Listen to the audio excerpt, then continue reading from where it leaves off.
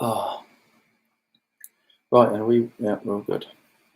We have audio.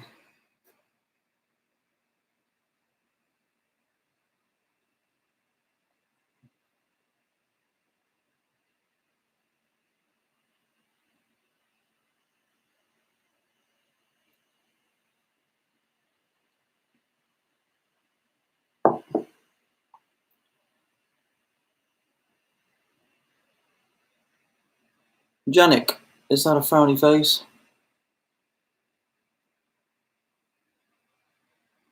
Gary Felton. Hello, Gary. How are you, mate? Hello from Florida. Hello back from Wales. How are you? Can you hear me okay? Somebody let me know. Dan Goody's here. Hello, mate. Can you hear me okay? Everybody hear me? Put a comment or something so I can... Looks like the audio is going through okay. Everybody hear me?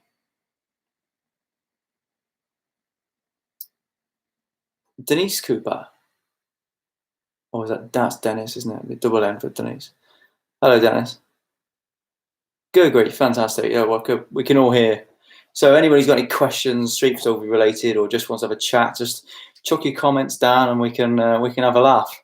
It's been if now the UK are in isolation, it's been a surreal day. So yeah, let me know how you're feeling, how it's affecting you. I mean, we'll give it a couple of minutes, see how people are. Oh, good grief, we have a few people kicking in now. So yes, it's good. Yeah.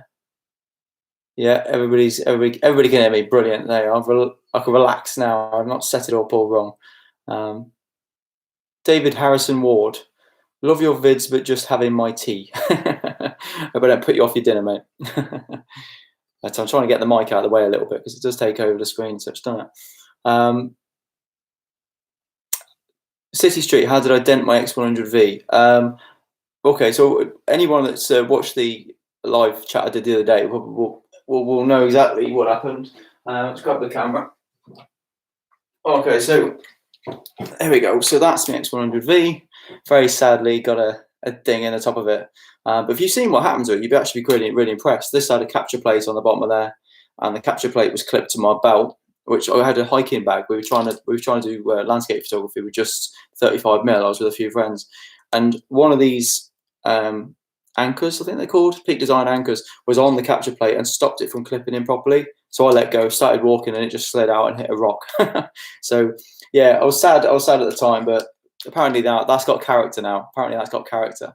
So yeah, I'll have to get it fixed and replaced when I go to upgrade it, I'm sure, but I'll keep it like that for now. But yeah, considering though it rolled down, there's not a scratch on the rest of the camera, not a scratch on it. So I'm really impressed with that. Whatever finish they've put on that, there's not a scratch on the rest of the camera. Very impressive. Krish is here. Hello, Krish. Yeah, you're not in the shop. Commanding Cameras you're not in Commanding Cameras today. Absolutely bonkers, mate. Really. Hope everybody pulls through this though. Anyway, good to see you. Anyway, who else? Liam Gordon. What is that? You've another live one video feed that says it's waiting for you. There's about 10 folk in there.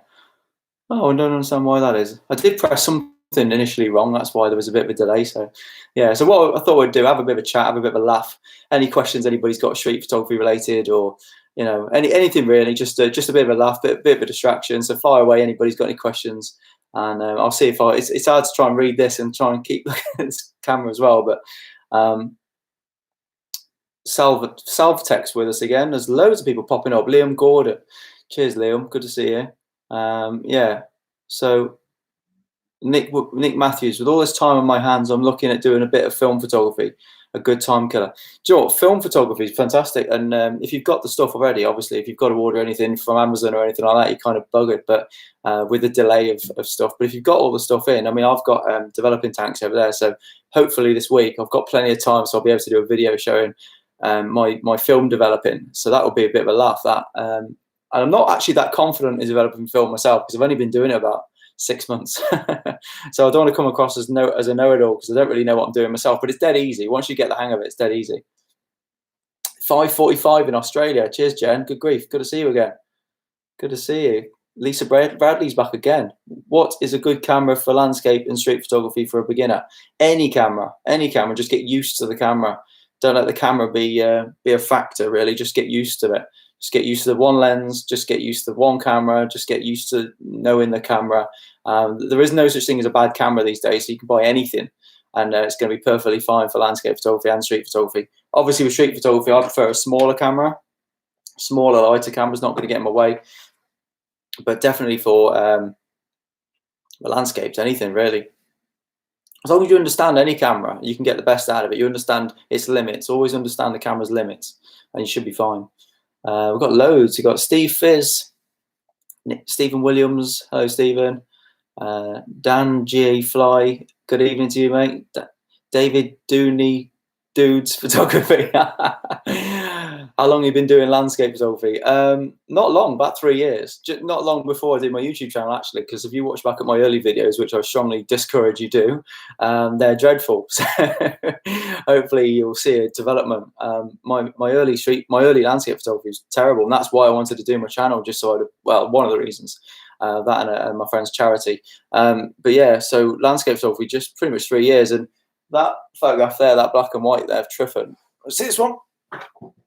That one there is that's on my website and on my Instagram, so you can have a look at that. That's one of my first photographs, and that element of being able to plan and being able to sort of get a decent image if I put my mind to it got me into landscape photography. So yeah, Poland, good grief, hello Poland.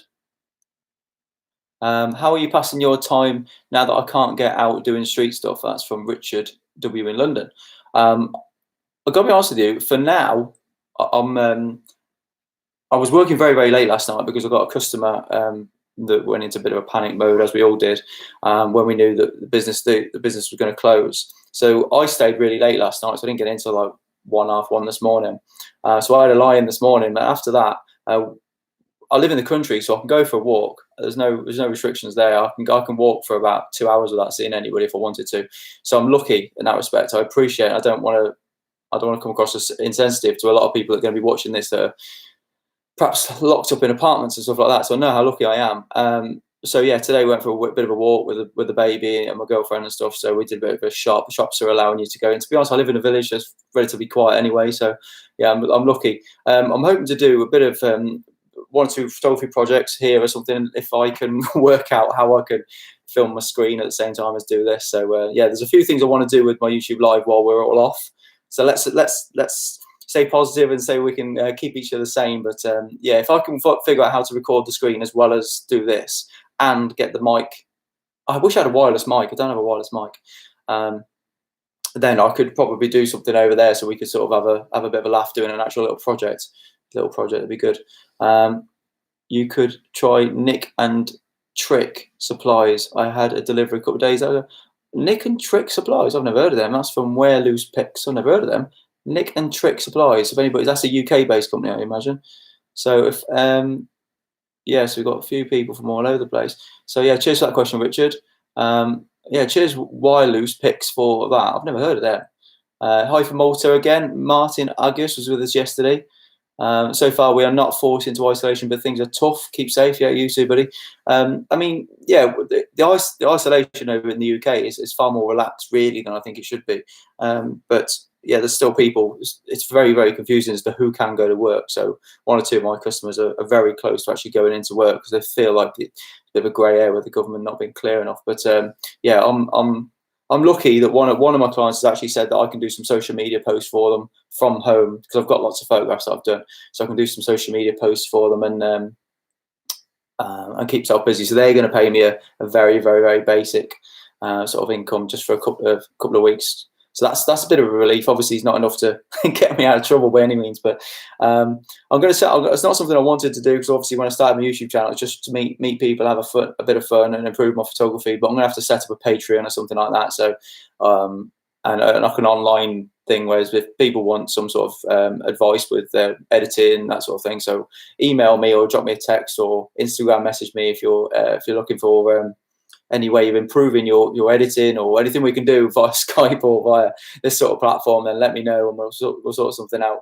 Just to keep my mind sane really for a couple of days. You know, it's going to be really tough, as I'm sure it is for you guys that are used to getting up and going to work. But yeah, if I can do anything to help you guys, let me know, and obviously we'll help each other out. So we got Oh, it's just skipped down. Sorry, let me go back up. It just keeps doing this, isn't it? There we go. Okay, well, oh, for film developing chemicals, wireless pixels, that company that you mentioned for film developing chemicals, right? Okay, I'll bear that in mind because I can see these messages afterwards, which is really handy because I can go through and have a look at the comments and stuff. DJ Clark Photography, is that DJ? No, IJ Clark. I'm more into landscapes, but some do street. One of the things I struggle with is pre-focusing. Do you focus where you expect the feet to be? What aperture would you use? Presume aperture priority. No, fully manual. Don't rely on aperture priority. I'd like to be in full control of what the camera's doing. Now, you can obviously set the shutter speed to like be a minimum so that the camera's only going to do, you're telling the aperture, your camera's only going to have control of the ISO. So I get that. But what I don't like is the idea of pointing the camera towards something dark and the camera thinking, hang on, should that be grey? So it's going to overexpose it. So constantly back and forwards with the compensation. So if I was going to be constant back and forwards compensation just to keep the histogram right, I might as well use that same effort to control an ISO dial. So for me, I always try and shoot around f8 because obviously I'm on a crop sensor camera. So f8 is going to give me a really good depth of field. I'm always trying to go a minimum of 250 so I can freeze action. But the ISO, I don't really care about too much, but I want to keep an eye on the histogram. I want to make sure that my histogram isn't clipping because the camera doesn't know what I'm actually looking at. As far as where to focus, if you're using, I mean, you get away with it more with a crop sensor camera, but because you got that extra depth of field with a crop sensor camera, you can actually pretty much leave your camera focused at infinity at something like f8 on a bright sunny day. And then unless they're coming within 2 meters of you, which is quite funny at the ISO with a self-distancing thing at the minute, unless they're coming within 2 meters of you, focus at infinity f8 is going to give you acceptable focus. So you could almost set your camera up like I did with my film camera. I don't know if you've seen this video when I used this Nikon film camera. So with this, because it was the first time I'd done street photography with a film camera, all I did was put it in f8. So aperture's on the lens there, wherever you can see that. Put it on f8. I obviously found my metering for the film I was using. I was probably shooting about ISO 800, pushed one stop from 400. Then I left the focus in. Get it the right way around on here now. I left the focus in between 5 meters and infinity on this camera, and it meant that the kind of style that I was shooting, I was never really going to need to move that. The only thing was with this camera, the lens moves dead easy. But if you can do it with a film camera, you can do it with any camera. So literally, you could set your camera f8 on a nice bright day, and you haven't got to worry about focusing. But yeah, if it's a low light photograph, like in an alleyway or something like that, definitely anticipate where you think that person's going to come into the scene, and say, do you know what? When they get to that point, that's where I want them to be sharp. And then obviously just use a burst. So I still try and go to about f4 if I can, but just so you've got a bit of leeway, which on a crop sensor is about f5.6 equivalent on a full frame. So yeah, cheers to the question, mate. I hope that helps. But yeah, it's something that you'll kind of preempt. It's a bit like changing gear when you're driving. You just know when to change gear. You know what. So when you see a scene, you think, right, okay, that's where the person's going to be. So instantly you're going to know. You're going to take control of your settings. You're going to instantly look at it and go, this is what's going to happen. I've visualized the image, and when they get into that position, or you could walk around looking for people to walk really close to the camera and think, let's focus at 1 meter, let's focus at 2 meters, and literally walk around just doing like pre-focus, just doing candid ones. So when they're at a certain distance. But yeah, I very rarely use autofocus on street photography. Always kind of zone focus. But yeah, just the question, mate. SK Gareth, have 5D Mark III and X Pro 3 Fuji a little slow. Oh, so X Pro 1, yeah, good grief, you're gonna, yeah. X Pro 1 was a very slow camera, but again, it wasn't really intended to be a fast camera. It's a lot older than is it a lot older? Mark III, yeah, it would be a lot older than Mark III, 5D Mark III, but yeah, it wasn't never a fast camera. But again, if it's street photography, it's still going to be as fast as that. Which if you set the camera up manually, pre-focus and all that, it's going to be instant. You're not going to need to worry about focusing. So the slowest camera in the world, in a way, can be the fastest camera in the world, because if you're anticipating where your focal point is going to be, you don't need to worry about the focus speed, because you're already in manual focus. You're already taking that out, that hunting and that focusing difference out of it, if you know what I mean. So some lenses are really, really slow for photography. Like if I was trying to manually focus accurately with this, I'd never do it. But if I pre-focus and anticipate the shot, it's instant, that, isn't it? So yeah, that just comes with like experience, I suppose. But yeah. David Walker, good to see you, mate. Hi from Ireland. Have you ordered an XT4? No. I can't imagine ordering a steak at the minute. XT4, good grief. Yeah, love one. I'd love one. A Fuji with a battery the size of this. Oh, that'd be nice, wouldn't it? That's a Sony battery. Fuji battery the size of that. We've got a Fuji. I mean, that for me, yeah, that improvement, the battery size is the main difference. That's obviously out of Sony, and it's a lot bigger than the Fuji. And I think the XT4 bigger again. And my biggest bugbear with any of my Fuji cameras is the battery, 100%. IBIS, I think I'd buy it for the IBIS, but I think because I don't need the IBIS that much, I can get away with just, I don't know, an XH1 for the very, very small. I'm told the XH1s are reliable now, so yeah, I'm tempted to get an XH1 used just for the IBIS because I do need an IBIS camera. And actually, my Sony, all my cameras will be over in a minute. My Sony IBIS, this is the A7 III. I actually don't find very, very good at all. I think the IBIS on this is almost poor. Yeah, so it's almost better just to have a decent lens with the image stabilized lens than the Sony A7 III off a gimbal, you know. So I would like one, but it's probably going to be a case of when it's secondhand and probably in about 6 months after it's released, I suppose. Just to let, I'm technically unemployed right now because all my customers have just closed business and it's terrifying. So yeah, the idea of buying a new camera right now, more chance of selling them. Best picks, but yeah, cheers, David. Hope you're well, mate. Which part of Ireland are you from? Let me know in the comments. My family are from County Meath and Mullingar and all that in the Midlands. So yeah. Best picks photography. Is street photography a no-go for the moment? Do you know what? This is one of the things I was going to talk to you about. It is technically, because obviously we're not supposed to be doing unnecessary journeys, and it's frustrating the life out of me because I went to the shops earlier with the missus, and it's one of the, you know, I don't like going anywhere without a little camera, even because the X100s are so small. It's just nice to have in your pocket. But obviously, you look an idiot walking around Tesco's, don't you? But I was stood outside waiting for Gareth to go into the shops, and I stood outside with the dog and the baby and stuff. And the funny thing was, people were going up to the trolleys and they were spraying them down, and they were covered in masks. And some people literally were going overboard with their protection, which is fine. You know, I'm not gonna knock it, but I actually thought there's some really, really good photographs to be had with this sort of pandemic that we're going through. It's obviously something that's important, and years to come, that's why street photography is so important, because in years to come, you look back at the pictures and you see what was going on at the time. But yeah, I was really, really frustrated. I thought, you know what, if I could get away with it, you could walk around some of these supermarkets and get some really, really cool shots of people.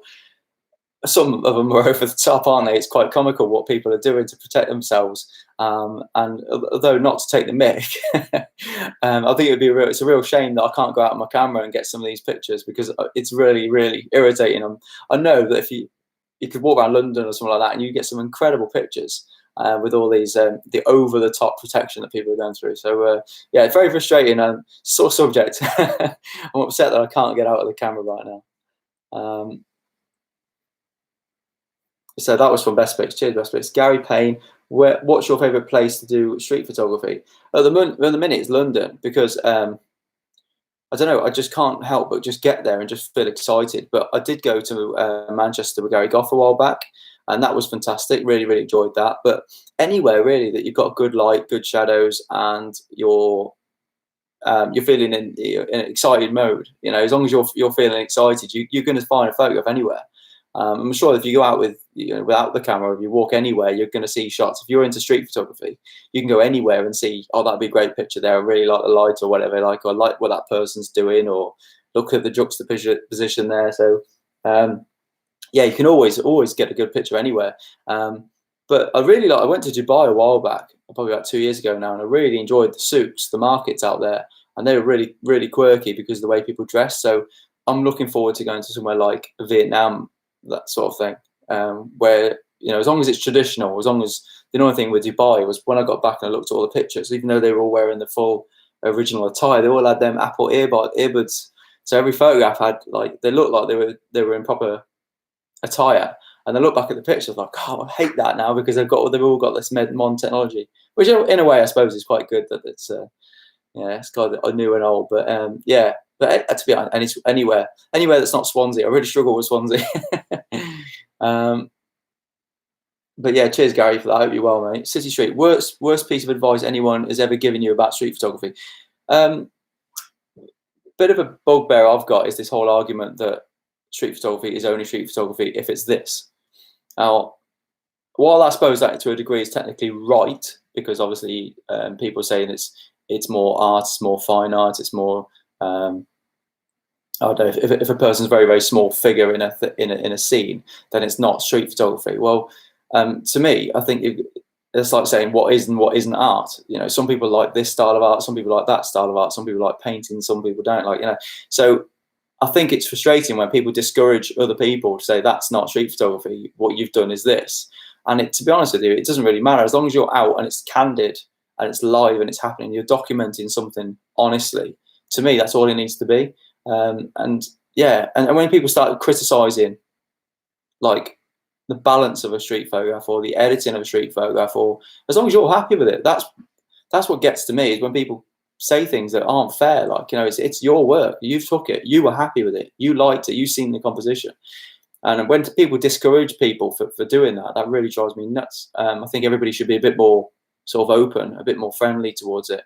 And there's a lot of sort of I don't know how you describe it, but yeah, it just get a bit frustrating sometimes. But yeah, cameras. I suppose you need the latest camera. You need a certain lens. You shouldn't do you shouldn't do street photography with a zoom lens. That's probably the most annoying thing, because as I say, when I was with Mark Fernley, if you haven't seen that video, check out my video with Mark Fernley, phenomenal photographer. And the way he shoots, he wouldn't probably. I don't think he'd get away with using a prime lens ever, because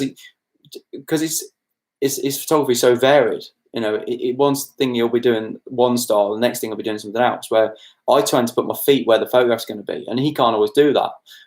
Sometimes he'll be using a lot of foreground and blur the background. So with him, a zoom is ideal. So anyone that tells you that you should only be using a prime lens, or you shouldn't be using anything other than a 35 equivalent or a 50 equivalent, I suppose that's pretty much wrong as well, because you can do street photography with your phone, can't you? Let's be honest. But yeah, good question though. I'll think of something else. I'm sure there's probably other things. But if anybody's got some comments, any bad advice that they've got, or any good advice, stick it in the comments and I'll share it, and we'll make this a community. Right. Okay. So Dave Dudes Photography. Dudney Dudes. I'm not going to be able to say that, mate. Sorry. Love watching your vlogs. I appreciate it, man. That's really nice to hear. I appreciate the feedback. Christian, sorry, mate, from Command the Cameras, what's your preferred focal length for street? Does the field of view, vision of the X100V give you enough flexibility? Do you wish for a wider or narrower field without cropping? Again, it's kind of like, I suppose, when you shoot weddings and something, you get used to the way you shoot. So I get used to putting myself in a position that I know what's going to happen is going to happen there. Some people like to stand back and zoom in and try and pick out details. Now I will always have two focal lengths. I'll have a 35 focal length for my weddings, and I'll have a 56, an 85 focal length for my weddings. So I'll see two shots. I'll only see two focal lengths. And it's the same with my street photography. When I'm walking around, I'll always try and put myself in the position where I know that photograph's going to be. It's not very. I'll never sort of stand and see something happen across the road and think, you know what, I wish I had a zoom. I'll crop into that. It just doesn't. It just doesn't happen. I always look what's around me at that point, because I don't really want anything to be too far away from the camera anyway. So I mean, I was out with Dave Pearce, a friend of mine, and he was using up to about 200mm. I remember in our Manchester video. And he got some good shots, but a lot of them were really, really close crops, like a portrait. You could see that he was almost at 200mm. I think maybe more than that. But no, I always find that the 35mm is absolutely perfect for street photography, because what you don't want is, you don't want to be thinking about your camera. You want to be looking at what you're going to see, at what you're going to photograph. You want to be looking at what's going to happen.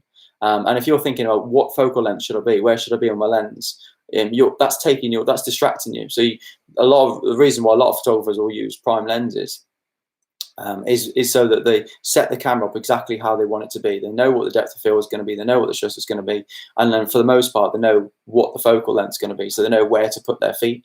So it just means you're not standing there thinking, oh, shall I do this, shall I do that, shall I zoom in, shall I get that window in? You know, that takes that away from you, and you literally just concentrate on the composition. And that's definitely the way I shoot, because it's less to think about pretty much like if you ever go out shooting with a film camera with a prime lens on it, you've got no choice. You've got to set your ISO. You've got to set your ISO. You've got to put your ISO film. You've got to choose your ISO. Then you've got to choose whether you're pushing or pulling the ISO, and then you've got to choose your shutter speed depending on the light. And then the only option really you've got is your focusing. Where do you focus? That's the only option you've got because it's a fixed lens. You've just got to think on your feet. You can't. The camera stops being part of it. It's just you then. So it's that's why I like film photography so much. And yeah, street photography is a really, really good challenge though, because it makes you just think about the photograph. It doesn't make you think about the camera settings. And I suppose that's why a lot of the time the actual camera isn't important in street photography. It's literally your eye that's important with the shot, what you can see. Yeah. Cheers, Chris. Hope you're well anyway, mate. Good to see. He's a good lad, Chris. He's a good lad. He's looked after me and command the cameras a few times. So yeah, but yeah, he actually sold me my X100V as well. So yeah, cheers for that. Sorry, I dented it.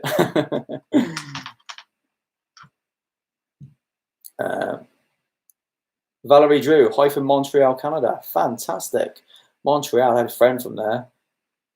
Fantastic place. French speaking, isn't it? Absolutely love to go there. Incredible. Although my French is so poor now, I'll probably embarrass myself if I did. But yeah, it sounds amazing. Hope you guys are okay over there. Jackie U1, I think that is. No, Janicki U1. I'm in quarantine, so your life helps survive this time. Sorry, I'm in quarantine. See, your life helps survive this time. Right, okay. I hope you're well anyway, Janiku. I think that is. All right. So who is suffering? I feel lucky our Florida governor still lets us to go out so we can still work. Yeah, I hope that stays that way as well. I hope people stay responsible so people aren't doing what they did in Britain and just going absolutely crazy and climbing mountains and ignoring this and hitting pubs when they said that everything's going to close. So we went to the pub and did exactly the opposite of what they should have done. Anyway, so yeah, let's ignore that the V word, the virus word for today. Marcel, have you got any tips while the most of us are in quarantine to help to go out and shoot and can't go out and shoot? Yeah, I mean, if you can, it's something I thought of, like if I can look for as the light. If I'm in the house all the day, what I've noticed is I've got blinds. I've got houses all around blinds all around the house, should I say? And in the morning, the light will come through one room, and because with the blinds down and the blinds are open, the Venetian blinds, the light that comes through there and the textures that comes off the blinds, I've always thought would make a fantastic photograph. So that's in the morning, so I know the light's over there. So if you can sort of plan where the light's going to be, and sort of think, do you know what? Sunset's over there, and we've got that window, and the light comes through really, really nice. In the UK, we're going to have quite a lot of dry days. So we've got about 10 dry days, I think. So we've got good opportunities. If you couldn't get out, I mean, I've got a garden, but if you couldn't get out of the house, there's going to be a lot of opportunities where the light's going to be coming really strong through the windows. So you could almost sort of say, right, okay, when the light comes through the windows, use that as a frame or something like that, or have the person side on so the light's coming through. And if you've got any blinds, they make really, really good textures and stuff like that. But if you put your camera in black and white mode, so ignore the colors, ignore the distractions in your house, put your camera in black and white mode and just walk around looking for textures where the light hits. I'd struggle to take a photograph if like there's no contrast. If I was walking around my house and it was like dark and there was nothing, I'd have to add a light source just to give me some contrast. So even at night, you could probably put put a light on in one of the rooms, open the door, and then that door, if everything else in the house is dark, that door would create a nice frame, wouldn't it? So if somebody was stood in that doorway, you've got a nice sort of silhouette. So you could, and the ability we've got as well, we've all got this ability to actually practice with our cameras and work out where, like things like ISO, how far can you comfortably push ISO on your camera, get used to the settings and stuff like that, getting used to shooting different modes. If you're used to aperture priority, turn your camera to shutter priority or turn your camera to full manual, and just get used to that. Like a good practice is to literally put your camera in manual mode, expose for outside in the day, obviously, and then when you walk around the house, if you find different pockets of light, you'll notice that your camera settings should be exactly the same. So as you walk from one side of the room to a window to another side of the room to a window, as long as the light coming through is the same, the camera settings will be the same. So when you go to do street photography, you'll think, okay, if I set my camera up so that when I'm walking down the street, again, like I was shooting film, you meter for the brightest part, And then you know that as long as you're photographing the same sort of light, so you're still photographing in daylight, the settings aren't going to change. So as you walk around your house, your camera settings should be able to stay the same.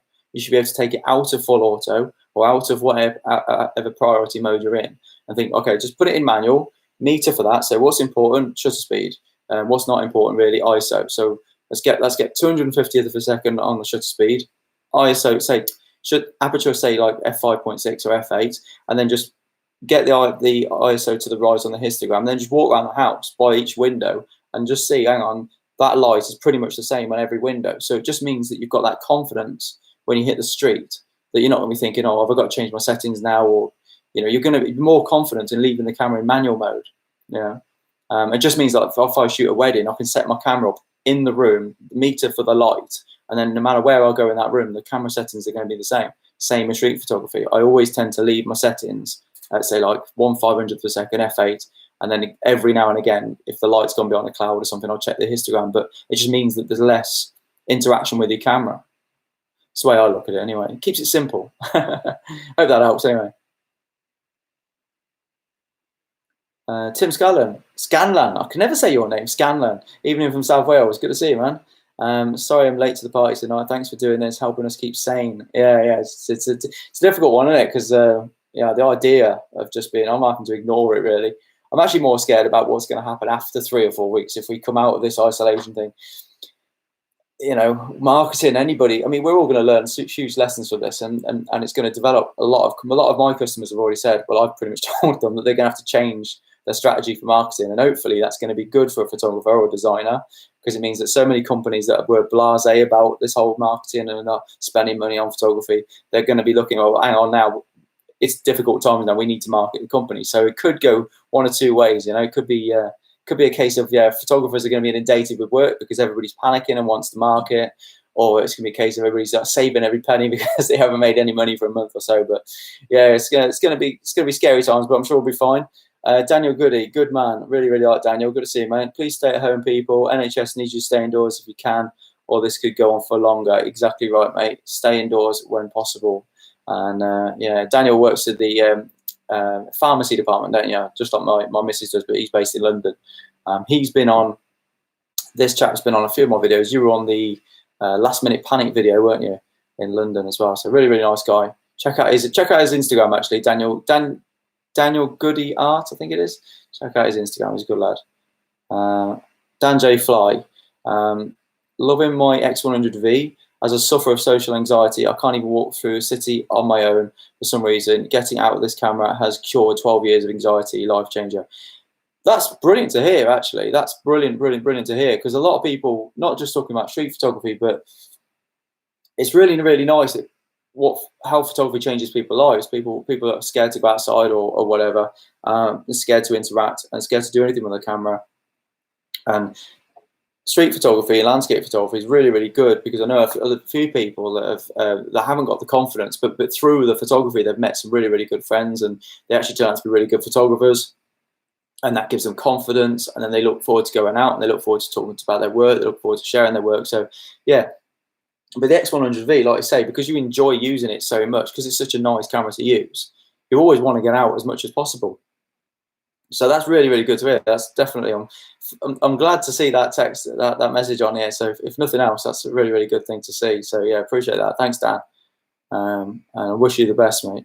12 years of anxiety. I suffer with anxiety as well. You perhaps wouldn't think it, but I do suffer with anxiety, especially when all the Lincoln 8 self-texting, give me a donation. Oh, that's very, very kind of you. Good grief, that's very kind of you.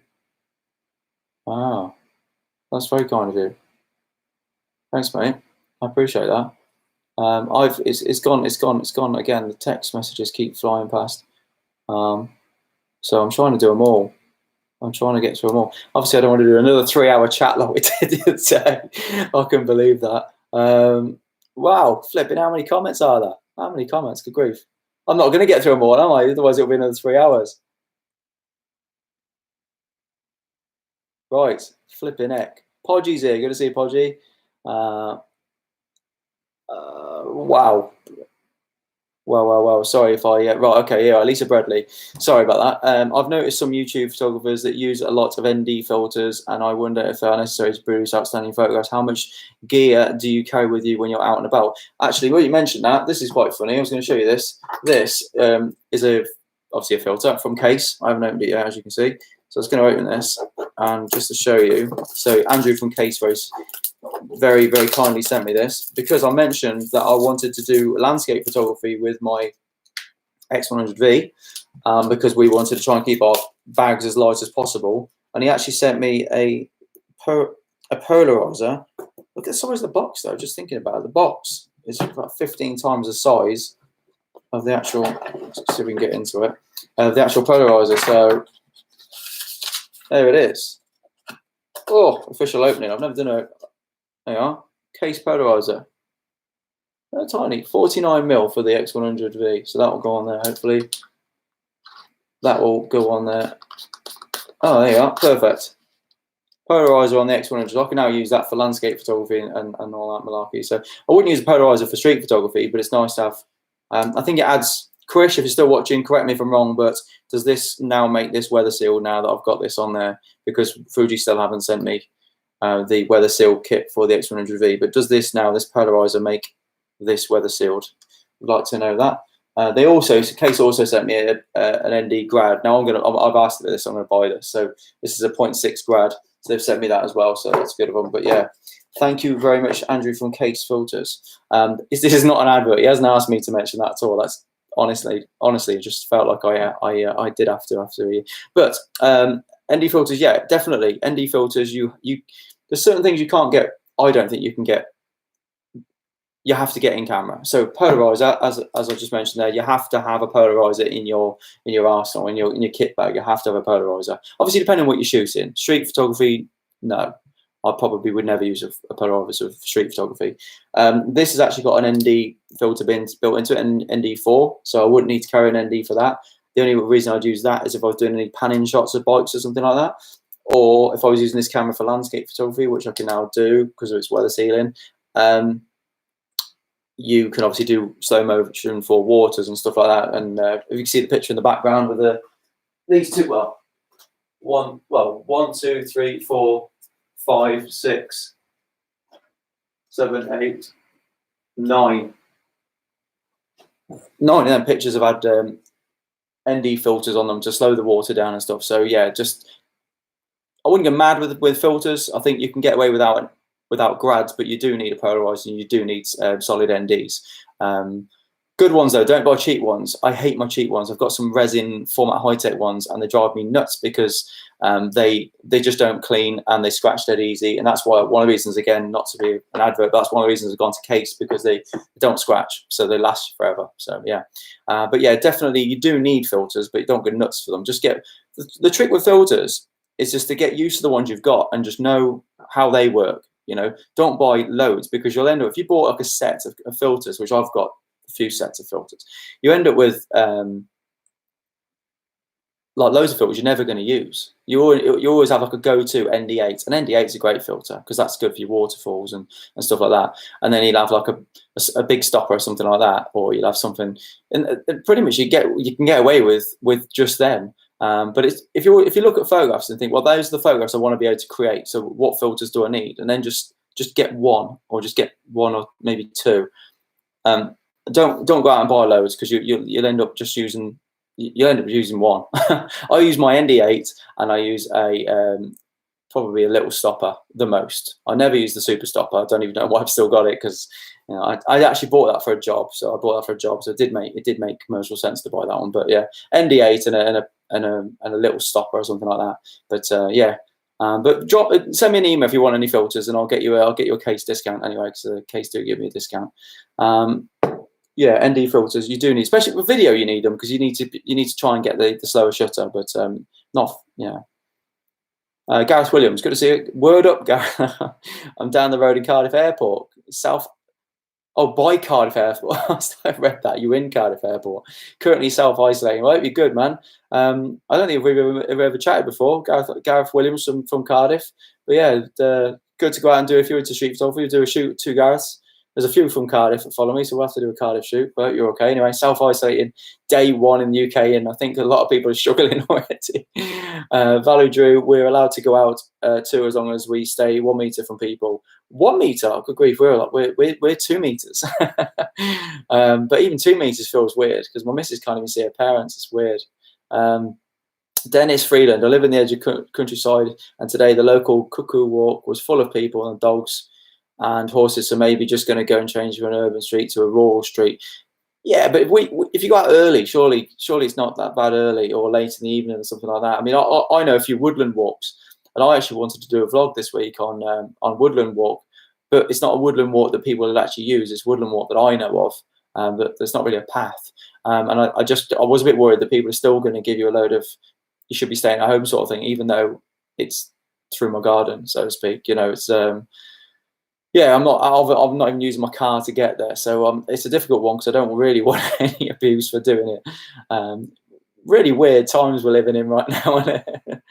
I hope it's bright enough. Anyway, it's really dull on my screen. I don't know why. It's because the white background's knocking the. So talking about auto exposure, because of that white background, that's why the screen won't brighten up, because it's thinking that should be about 20% grey, even though I've got a massive light source there. That's why it's a bit dark, because I can't manually expose this screen. Anyway, self-tech. This week I have to keep the Iona or Lona ferry running for essential services and supplies, and have the perfect location for some photography. Oh, that'll be interesting. Or tag me in any pictures you do on Instagram, mate. I'll be looking forward to seeing them. Podgy Snapper, really good to see you, mate. Hope you're well. He's a really nice guy, Podgy. So check out. I know that you're still doing your YouTube channel. I know you had a YouTube channel for a while, and obviously very proficient on social media. Glad to hear, Gareth. One question: did you use that Low Pro Runner 350, or was it moved on? Yeah, far too small. I stopped Podgy from buying a fake Lower Pro bag that he'd seen, and I found him a good price on a genuine one. So I realised how good a price it was. Actually, I bought one as well, but it was the Pro Runner 350. You're right, yeah. And I bought the 450. I sold that on. That's 60 quid, wasn't it? Something stupid for a genuine one. And I bought the 450, and the 450 is a brilliant bag, but no, the 350. Low Pro bags 350s are too small. Well, it's too small for me anyway. Alan Price, does it get on your nerves, like me living in Pontypridd, so far away from the Lake Peak District, to watch other photographers knocking out shot after shot from what it seems to be just down the road? It does, but then at the same time, it makes you appreciate it when you're there. So like, it does frustrate you, but at the same time, if that was you'd probably struggle for the motivation. Whereas if I go on my Instagram, I could be very depressed by a lot of my friends who like live on the mountains, and it makes me really annoyed. Like, if you know Grant Hyatt, but he used to live in the Brecon Beacons, beautiful part of the world, and moved up to Snowdonia, and his Instagram feed did my head in because he was always out on the mountain. But it inspires you when you see it. You think, you know, if I lived out there, I probably would, like, oh, tomorrow, whatever, like, you know. So just seeing these pictures makes you think, well, the next opportunity you're going to be so excited to get there, and these people take it for granted because it's on their doorstep.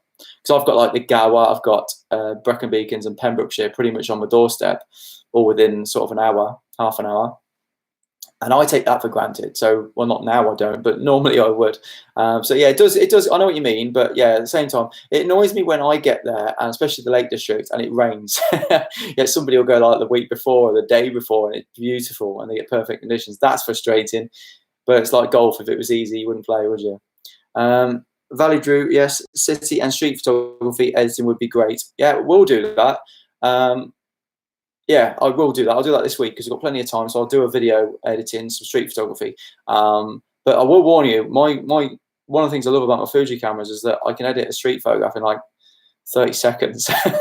So it won't be a typical Gareth ramble on video, because I literally edit a photo. If you get it right in camera, I don't really do much editing to them. So that's why I've been put off doing the videos, because I know the video will only last like 5 minutes. But I will do it for you. I Gareth, a great idea to do these as a.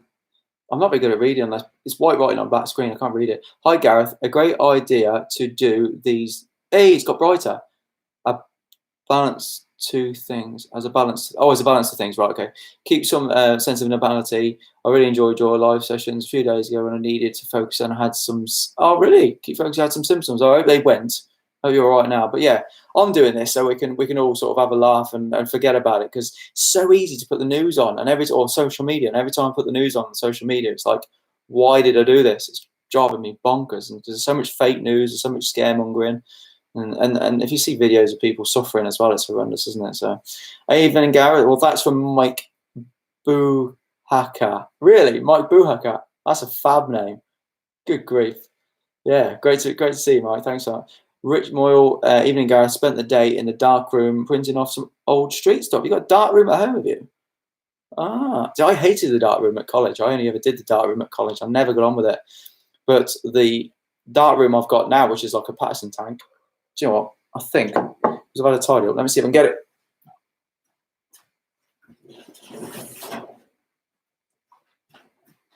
Okay, so if anybody's not seen this is a dark room. it's like a pillowcase, and it's literally. I was going to do a live video actually developing some film. So that's a dark room, and you put your hands in the holes on the side there. It's like a t-shirt shaped thing. See that? You put your hands in the side there. So that's where you develop. That's where you take your film off its canister and you put it in. That is it. That is, once the film is in there, which is, it goes, if anybody's ever done film, once it's on one of them, obviously that's a medium format 120 roll because it's wider. Once it's in there, obviously you do this blind, but you can do it with the lights on. You could do it with the lights on. So yeah, that's done in there. That's my dark room, and then everything I use for developing film is in this box. Everything. So you got your film developer, fix, stop, and that's it. So I will do a video on this when I'm confident I know what I'm doing. But it is dead easy. If you never develop film, definitely do it yourself. Black and white film is dead easy to do at home, and yeah, it takes 20 minutes. So yeah, I'll do a video on that one day. But yeah, dead easy. Okay, good question. Even Gareth spent the day. Oh, okay, good. Gareth Williams. P.S. When all the crap is over, if you do another meetup at Ogmore, then give me a holler. Yeah, definitely, mate. Definitely. Ogmore was a good morning. We had a few landscape photographers turn up, so that one was good. Ken Walker, good to see you, mate. Good to see you. The nicest guy Ken Walker is. Really, really nice chap.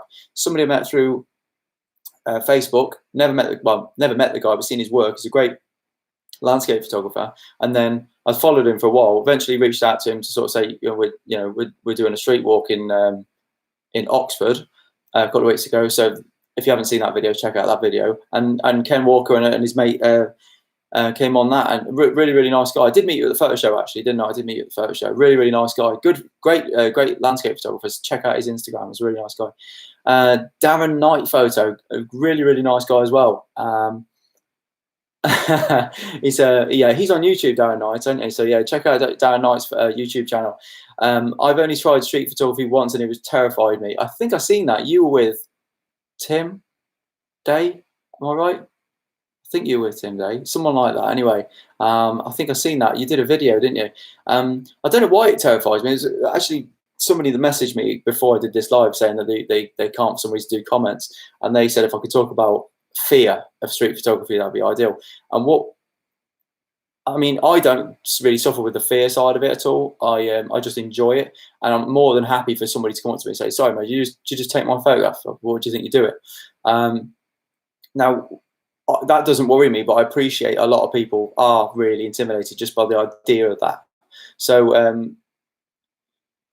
the way to do it, the less, it's why I guess it's more important that you can set your camera up and you don't need to think about your camera settings. So if you can set your camera up so all you have to do is press a button, not even focus, not really compose, not think about settings, not think about anything. If you could set your camera up so all you have to do is stand in a place, and when something happens, just go bang like that, it's job done. You're not thinking, looking at this, right? Okay, now look through that and look and do this. That's far more intimidating. For starting off, if you can just get it so you think, right, okay, as I said earlier, get meter for the light, think about what's important in your photograph, which is shutter speed or your aperture or whatever like that, and take everything out of the camera. Don't just see the camera as the shutter button. That's all you want to do with street photography. See the camera as a shutter button. Ignore everything else. So the less you can think, especially ignore my dent. Everything else you need to ignore. Just get it so that all you've got to do is press a shutter button. Because even it doesn't even have to be bang on compositionally. If you can just put your feet, that's what again why I like 35mm. You just put your feet in the position where you want the photograph to be. Take a test shot, look at the light, look at the composition, and think, right, am I in the right place? And then when something happens, as long as your camera's ready, it's pre-focused, it's locked down. So lock down your settings, lock down everything. Nothing's on auto, and then. It just means that when you go to take a photograph, it's not obvious. You're not like fumbling around and making it obvious that people are going to go, what's he doing with the camera? He looks a bit shifty.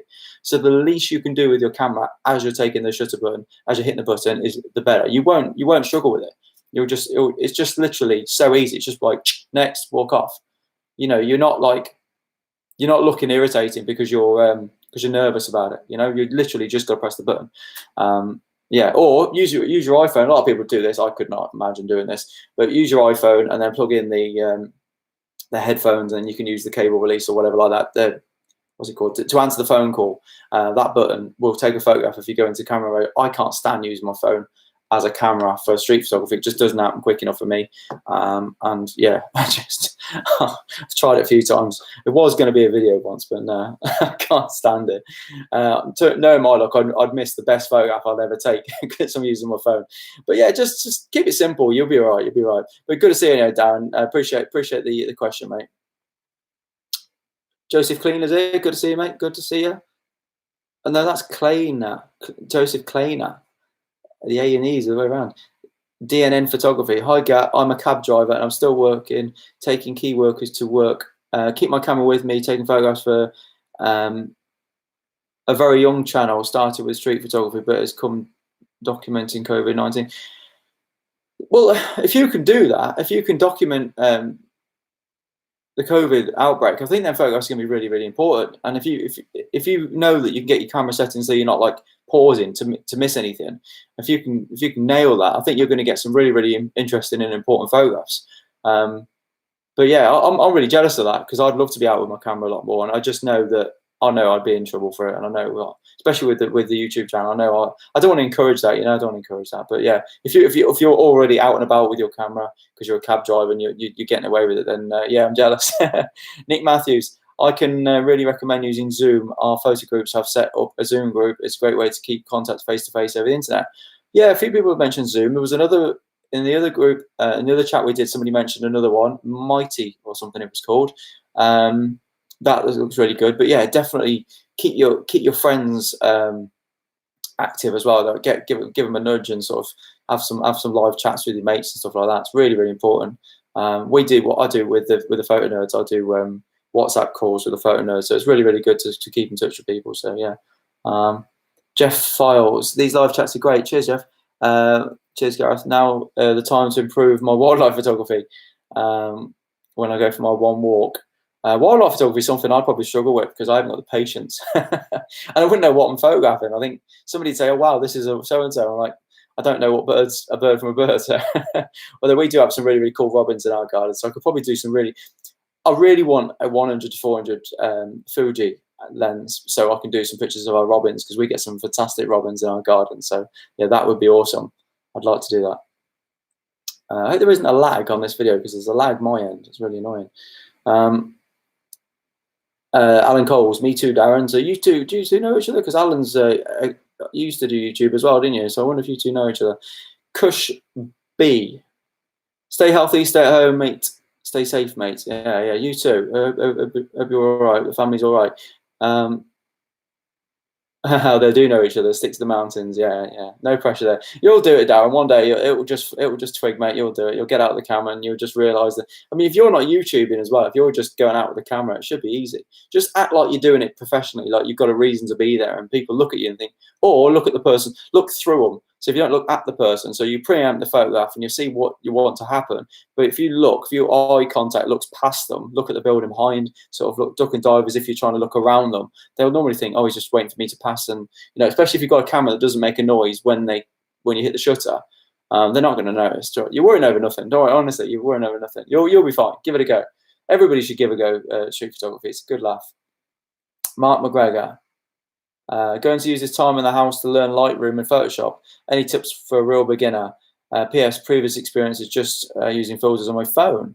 Well, the biggest tip I can give anybody for Photoshop and Lightroom is less is more. So the more you can get right in camera and the less you've got to do in Lightroom or on Photoshop, the better your image is going to look. If you're a novice at anything, you tend to overcook it. You tend to, oh, what should I do with this, or what should I do with that?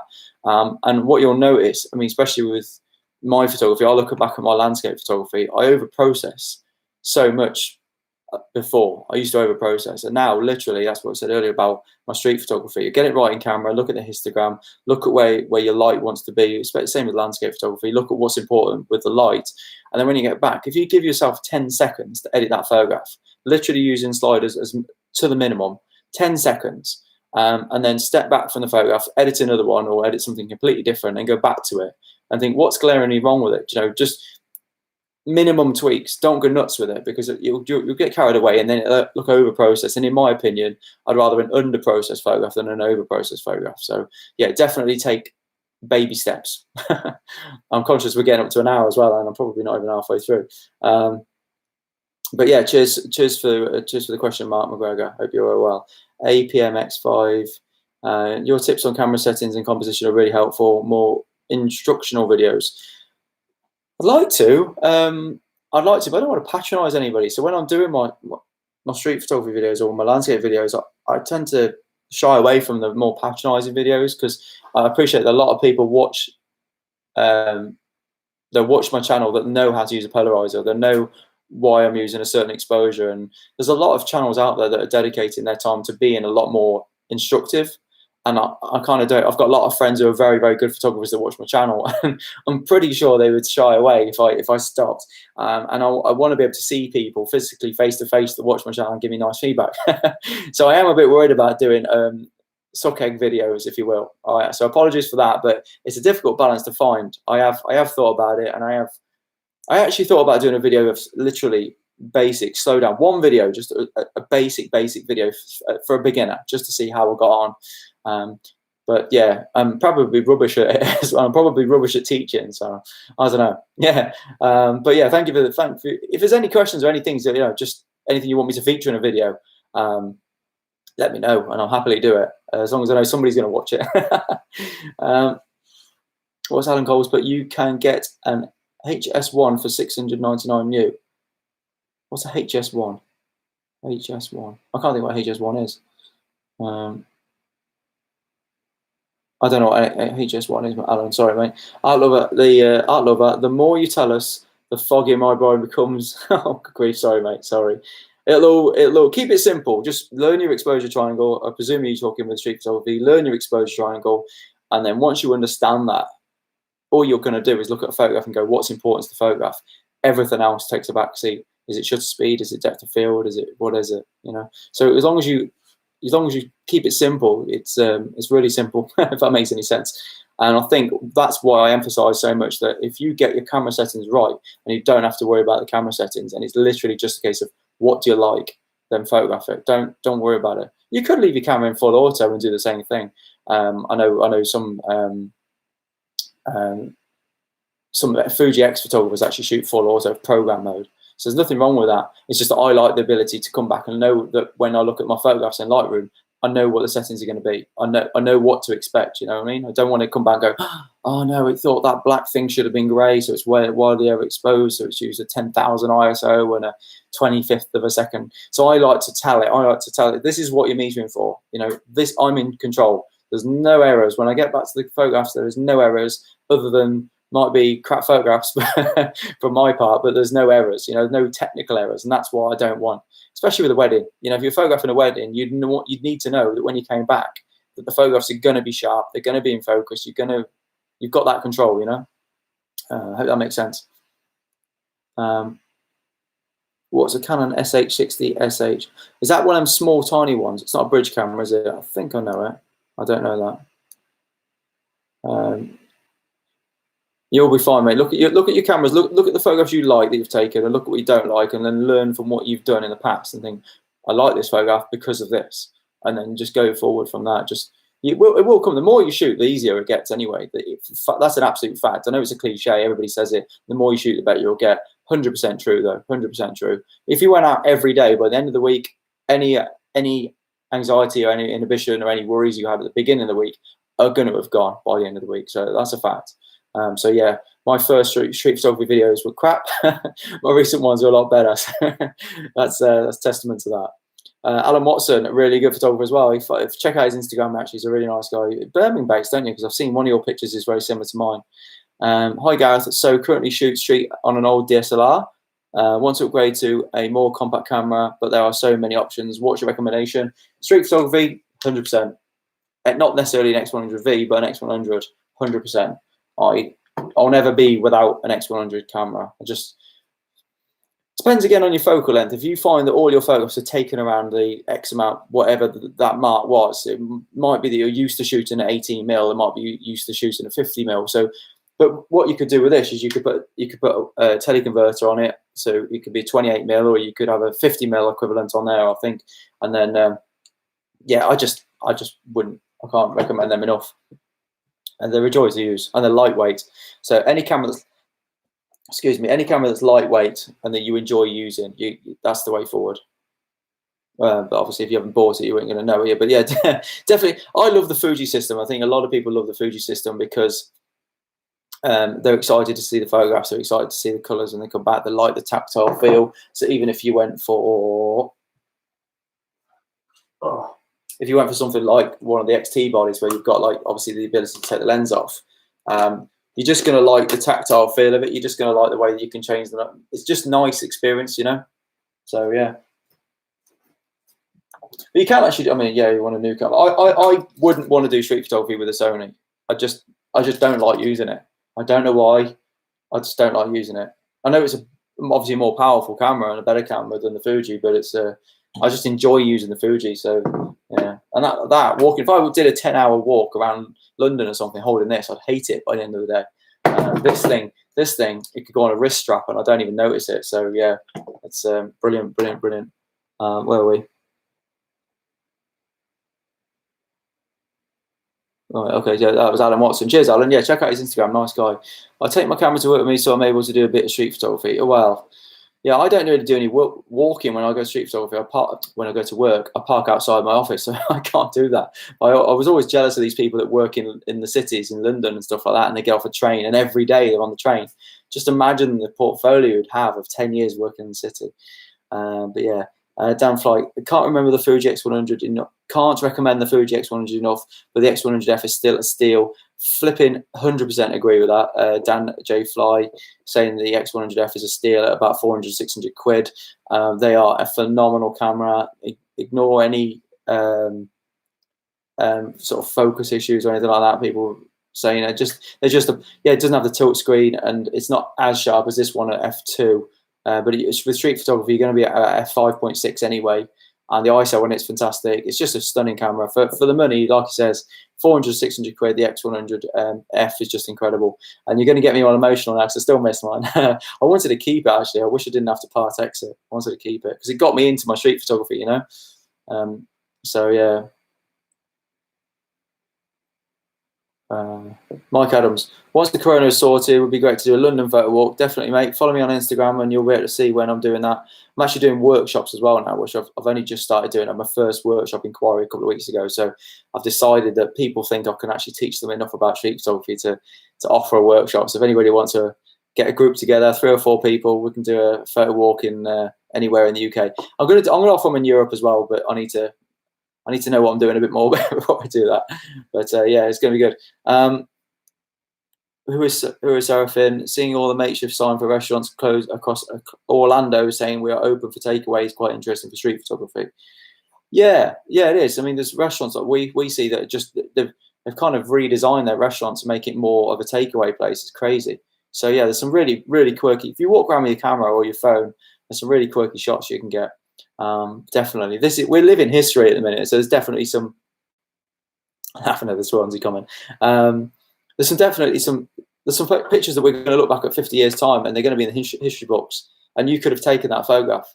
And I definitely think that I'm going to try every opportunity I get to go out have my X100 with me and just be able to catch something. I need one photograph from all this. I haven't got a single picture from all this corona nonsense yet, so I need one picture that will document what's going on right now. So I feel like I've not let myself down, but I'm very frustrated, and it's very upsetting that I'm not able to go to London. I know I would be there tomorrow in a heartbeat if I could. Absolutely no two ways about it. Are you ever, team chaps, are you ever planning on visiting Kenya? Good grief, yes. If that's an invitation, Kenya, good grief. Like a wild, well, yeah, I mean, imagine that. Just that sort of changing culture, good grief. I mean, animals aside, that would be amazing. So yeah, let me know if there's any possibilities there, and we'll look into that. I'm definitely a yes man now anyway, especially after having all of us having our freedom taken away from us temporarily. Feels like anyone gives me opportunities now, I'm saying yes. David McCormick in Manchester a few weeks back, as I'm trying to get into street photography, sold my Canon gear and bought a Sony A7. Slight regrets. Well, you won't regret buying the camera as long as you can use it. You get on with the ergonomics. I've got a few friends that absolutely love theirs, and they don't understand why I don't like mine. So my biggest regret was not biggest regret, but the reason I didn't like Sony's because if I shoot with a 35mm prime on there, I mean, you can see my hands touching the lens. You can't. Well, you can see that. You can't see it, can you? Yeah, there you go. My hand's touching the lens, and this is an f4. So when I've had the 35mm 1.4 or whatever it was, I just couldn't hold it. Like 20 minutes later, I just couldn't hold the damn thing, and the lens was this big, and the Fuji version is this big. So yeah, it's a difficult camera to like, and it's gone funny in a minute as well. It's gone funny. The back button focus won't work. It's just I can't stop the shutter button from focusing. So it's really, yeah, but it's a great camera. Just don't get on with it. You won't regret it though. You won't regret it. It's a good camera. I'd never sell it. I'm just going to get Sony to fix it when the camera show comes back on. Would love to walk around Cardiff City Centre, shoot, but it's empty. Shoot it empty, but I think I might get into trouble for it. Yeah, I know what you mean. But it's catch-22 because when you go to the shops and you'll see people like queuing up and they're 2 meters away or whatever, which is fine, it's what you're supposed to do. You're outside and miles away from anybody, so it's like as long as you haven't, I don't know, I think people go nuts about touching petrol station pumps and stuff like that. As long as you can walk there, I don't see the problem. If you're keeping your distance, I know it's an unnecessary journey. I'm probably going to get a few nasty comments for this, but I don't see the problem when, like, as long as you're keeping yourself a distance and you're not using public transport. I don't know. I struggle to see it myself, and yeah, if going to the shops for an hour is acceptable, but walking around Cardiff City Centre where there's no one around isn't. It's difficult to understand sometimes. But yeah, just do as you're told and don't get into trouble. I've got a missus who won't let me do slight deviation from what the government is saying, so I'm very much in control at the minute. Was it right? Yak I'm from Australia. When are you coming to check out our country? Australia, yeah. Don't know. I'd love to, but it's massive, and I don't know. I wouldn't know where to go. I mean, imagine street photography in Sydney would be phenomenal, or any of your cities. It'd be absolutely phenomenal. I'd probably have to go in the winter though, because it'd be too hot for me. But I would love to go. It's the distance. I went to Dubai to do a wedding about 2 years ago, and that was 8 hours. I really struggled. So I'd have to be sedated, put in a crate or something like that to get me there to Australia. 24 hours on a plane. Grief. I knew you'd stop at like Shanghai or something like that, or stop halfway through. I was going to do it because my cousin was living halfway between here and Australia. I could have. Where was he living? I could have stopped there. I was going to do it. He doesn't live there now, so perhaps I missed my opportunity. But yeah, really, really would like to go. I like New Zealand and all these places. Just there's so many places I'd love to go. But yeah, the flight, a long way. So yeah, sedate me and I'll be tranquilise me and I'll be all right. So done. Right, okay. Wind Trill. What about the 18-55 Fuji? Fantastic. Regret selling mine. I sold it because I was always a prime shooter, and I had the XH1, I think, when I sold it, so I didn't need so much. I didn't think I needed the stabilized lens, and then the XH1 went back because obviously I didn't get on with it because it was unreliable in them days. And now I regret it because I love filming with my with my Fuji the X-T3, and I regret it because I use a gimbal now. I'm used to be rubbish with gimbals. I used to be dreadful with them, and I've used my gimbal. Can't remember what it is now, but it's a Tech, I think it is, and an AK-2000 gimbal. So I'm pretty good with it now because I've used it a lot, and I wish that I could have, because I use where's it gone? This is my video setup, which is an unstabilized lens, and this is an 18-55, a 16-55, 2.8, and it's amazing. But obviously, it's got a slight jitter even on a stabilizer. So I will get an 18-55 again because I do regret selling it, and they're really, really good lens. But I was using it a bit too professionally. I was using it for some product photographs, and I didn't find it that sharp at times. And I got this, and I much prefer this lens, so I decided to sell it. But yeah, I do regret selling it. Good lens, especially for the money. I think they're great. Gary Payne, cheers, mate. Thanks for watching. I appreciate people going to be ducking in and out of this as well. So we've gone over an hour and 10. I said it was only be an hour, so I probably would have to wrap this up soon. As Zorro Adam, hello, how are you? Good to see you, man. Good to see you. Thanks for joining us. Worldwide Ghost, what do you think of Bruce Gilden? A very talented bloke. He sees character in people, which is a huge talent. Like that. He sees immense talent and character, and he loves people's character. He loves. If you don't know who Bruce Gilden is, he's an influential street photographer, but he's got a very, very sort of acquired, some very, very unique way of capturing the picture. So he does do portraits. He does do some nice sort of normal shots, but he also does a lot of going up to people with a flash in their face, like sort of really, really close proximity. And he does. He's been beaten up a few times for it, but he does come away with some good pictures. But the style and the approach of photography is not something I'd ever do. When I went on the my London shoot recently in the bad weather, and I went and met Sean Tucker and all that in the 3 Street Gallery, there was a young chap that came up to me and recognised me and sort of got chatting, and he showed me some of his photography, and he actually uses a similar approach but with a slow shutter. He doesn't go anywhere near as close, so I'm really, really hoping to get him on a video actually, just to see how he does it, and how, because it wasn't like the most abrupt person in your face as a personality.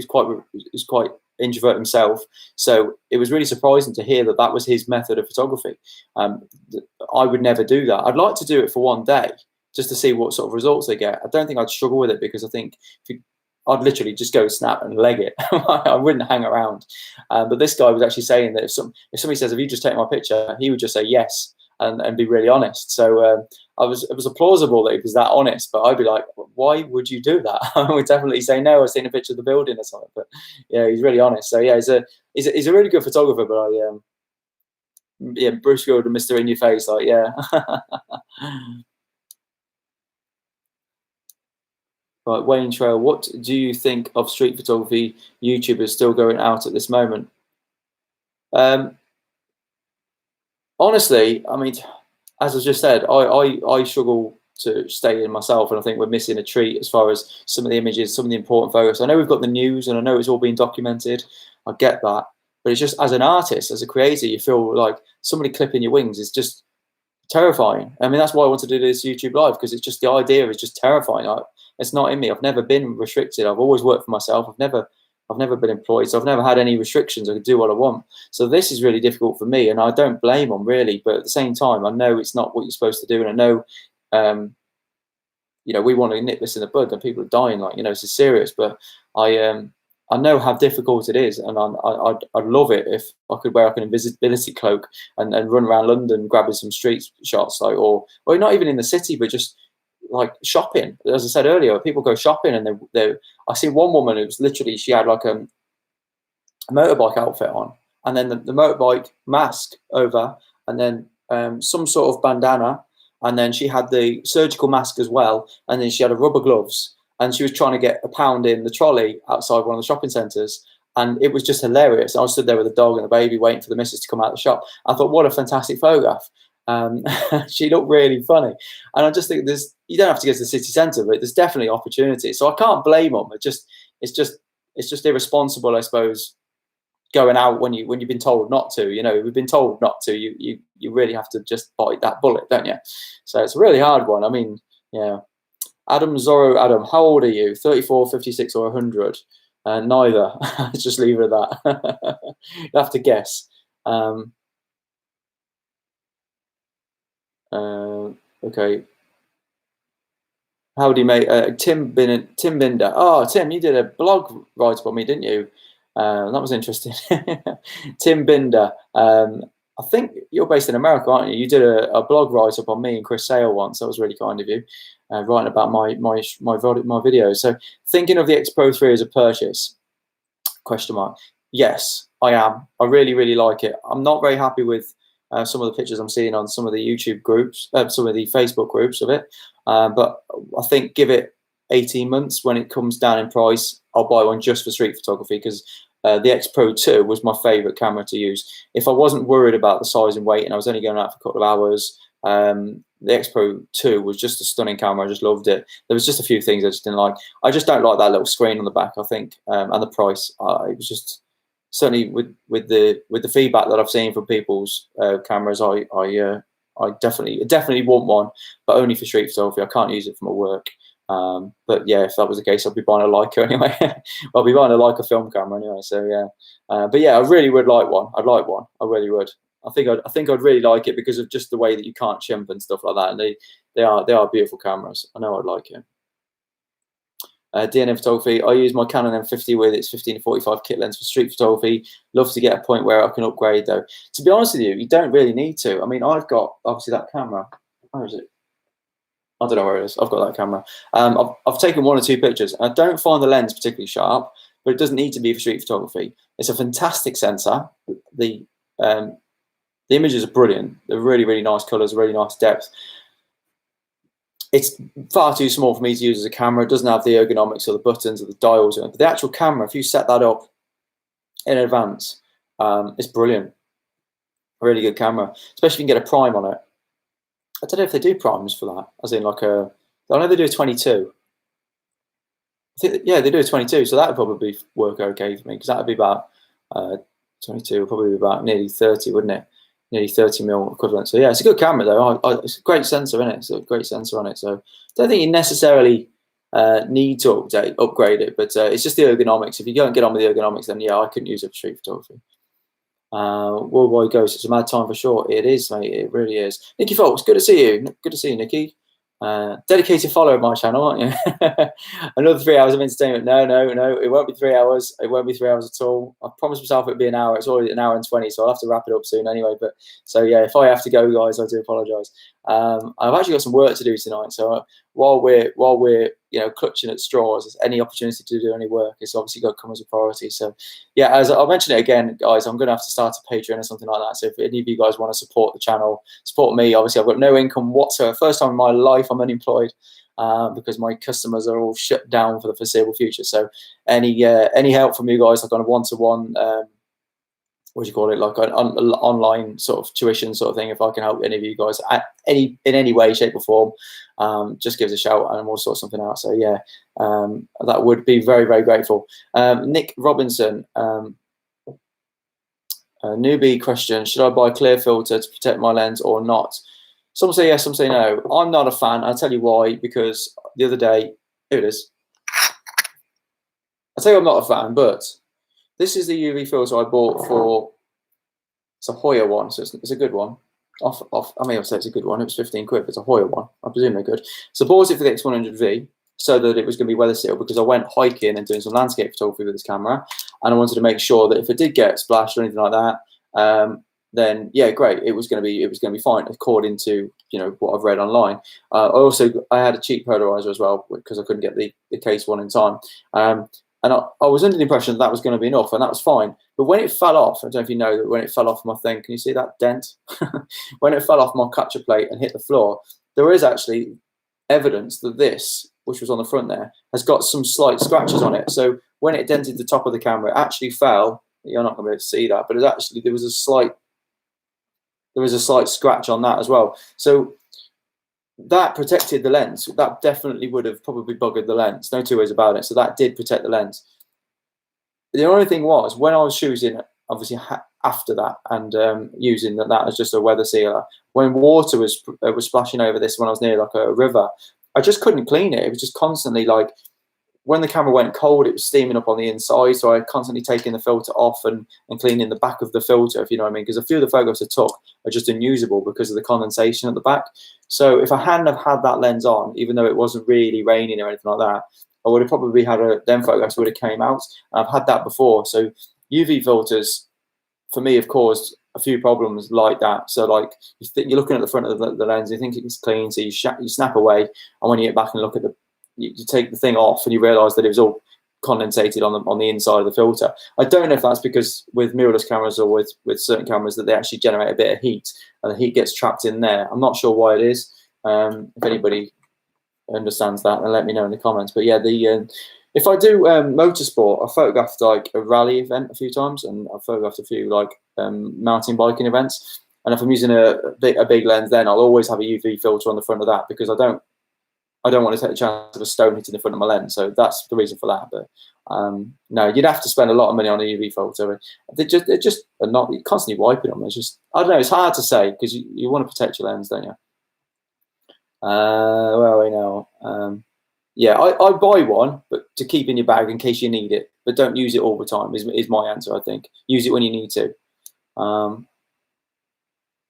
Flipping heck, it's shot back down again. Tim Binder's giving me a $5. Oh, thanks, Tim. Appreciate that. Appreciate that. That's very kind of you. Thanks, mate. Hope you're well. Very, very kind of you. I didn't know you could even donate on this thing. I didn't know you could do that. I wasn't asking so people would do that. Oh, that's incredible. Right, where am I? Hi from Liverpool, Joe Fracknell. Hello, mate. It keeps slamming all my comments down, so this is not helping. Cheers from Tokyo. You are kidding me. Wow. Shin Yi from Tokyo. That's amazing. Good grief. There's some people from all over the world here. Ottawa, Canada. Nicky Fox, that's where it was. That's where it was. Kevin Bird, hope it was well, Gareth. Do you ever use vintage lenses with your Fuji cameras? No, I don't. I tried them on, what camera did I try it on? I tried it on a Lumix camera I had once. It was just a cheap, long standard Lumix mirrorless camera.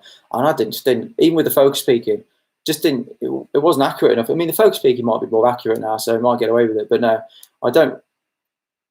I've got a few vintage lenses sitting around. I've got 1 or 2 Pentax lenses, which are beautiful, and some old Canon FD stuff. But no, I'd much rather just use proper lenses and know that my image is going to be sharp when I need it to be.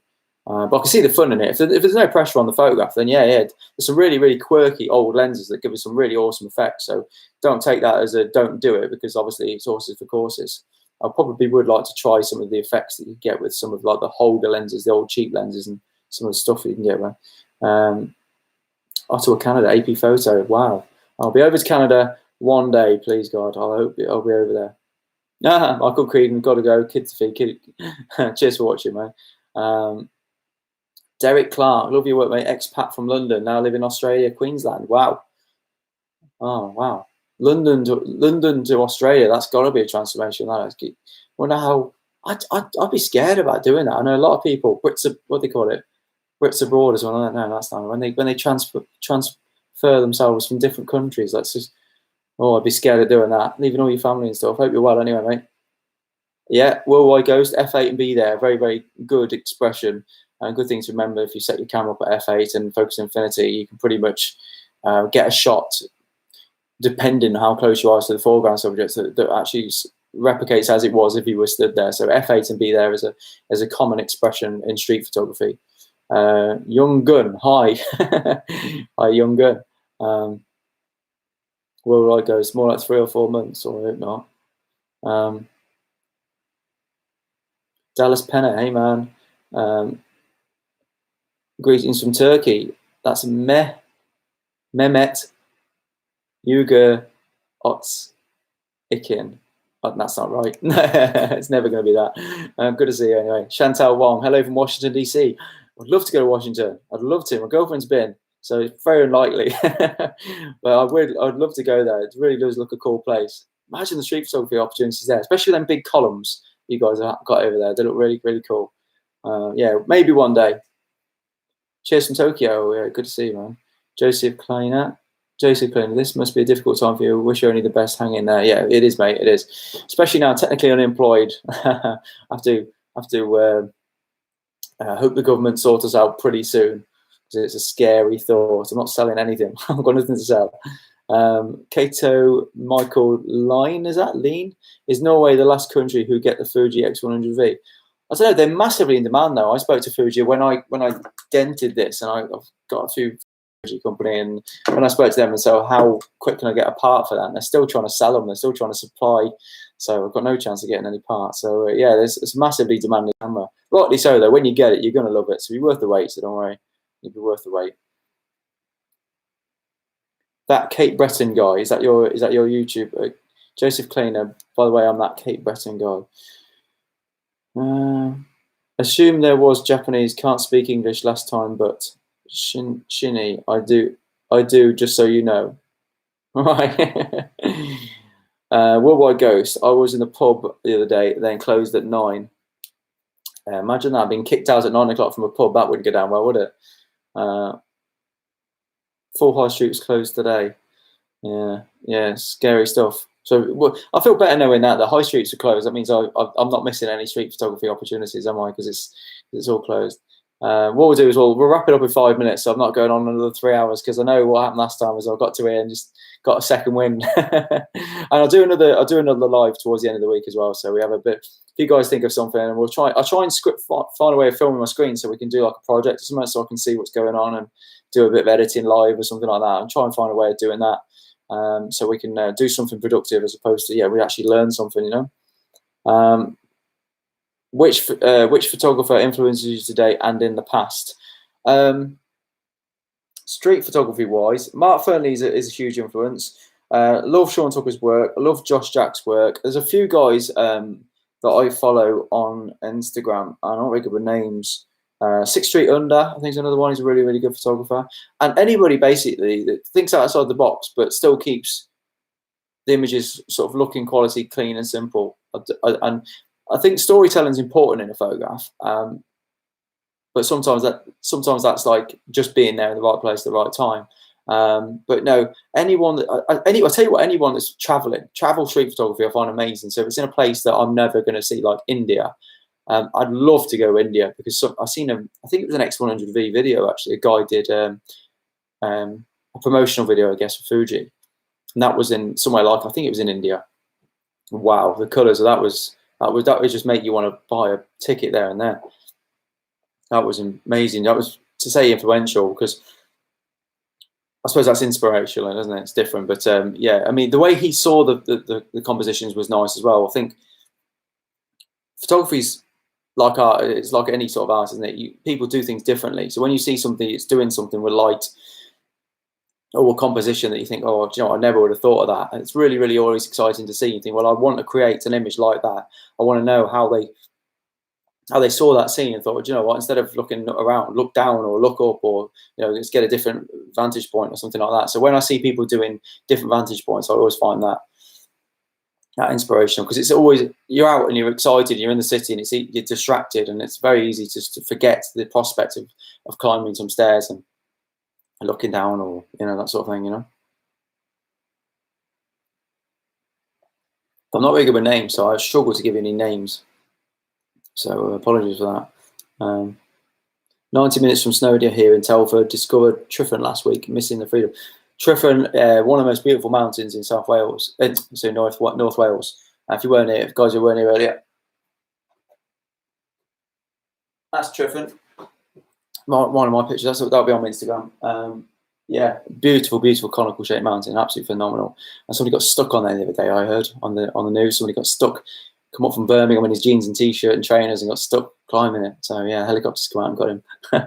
But yeah, it's absolutely beautiful. If you're new to Snowdonia, if you've never been to Snowdonia and come to Wales, then you've got to try it. You want to try living in Oxford, the sod or woodland all the time for me.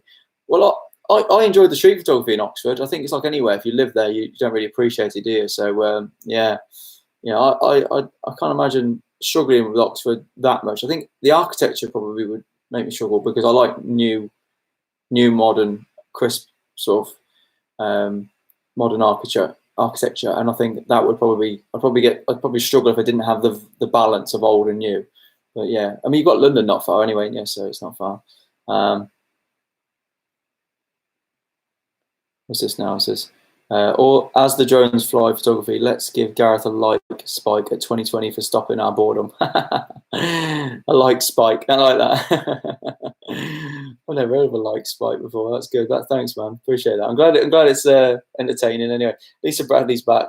Thank you for answering my question. You're very knowledgeable, and I wish you so much success in the crisis settled because you deserve it. How much would post processing do you do to your photos? None really. I don't really. The ones that take the longest for me, the ones I struggle with the most, are Astro.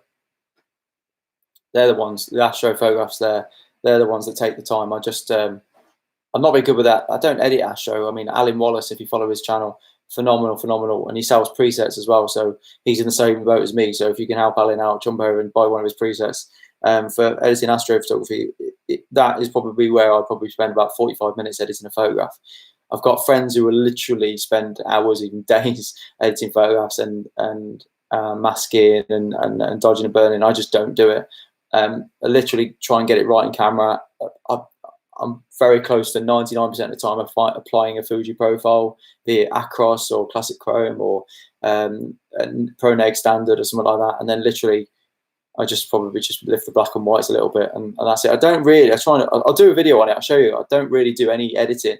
I know everybody does editing. I know there's no point saying you don't do editing because obviously you end up with a raw image. Of course you do editing, but nothing to the degree that a lot of people do. Yeah, I like to get it right in camera as much as possible, so that when I come back, I know what the image is going to look like. If you've got an image that you look at and you think, how can I make this look good? I think you're starting off on the wrong foot. I think you needed to have taken the photograph. Like if I was going to mention this, if you're going to do a photograph and you think I want to turn it black and white, I'd always have taken the image with the intention of it in being black and white. So I'd have my camera set up to be black and white. So when I come to edit it, first thing I do is turn the photograph black and white, drop the blacks, lift the whites a little bit, and then literally that's it. The rest of it is just the slider on the histogram. So don't touch it. Don't touch the highlight slider. I know a lot of people are very, very tempted just to drop the highlight slider, and I think that crushes so many people's images.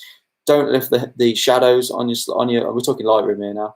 Don't touch the shadows unless you have to. I mean, if you're going to literally, because by lifting the shadows, you want black and you want white and you want the tones in between. So by dropping the highlights, you're losing the whites and the lighter areas and the lighter tones. And by lifting the shadows, you're losing that contrast. And a lot of people, when I see street photography edited sometimes, and on my street gaff thing on my Instagram, I think the image would have been a lot better if they'd have just not touched the highlight slider and then not touch the shadow slider and just literally almost turn it black and white and then do a very basic contrast edit and just keep it like that.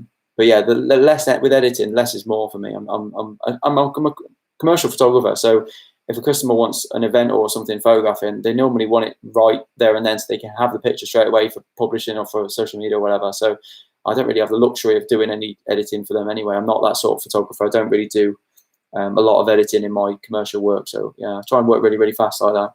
But yeah, cheers Lisa for your question.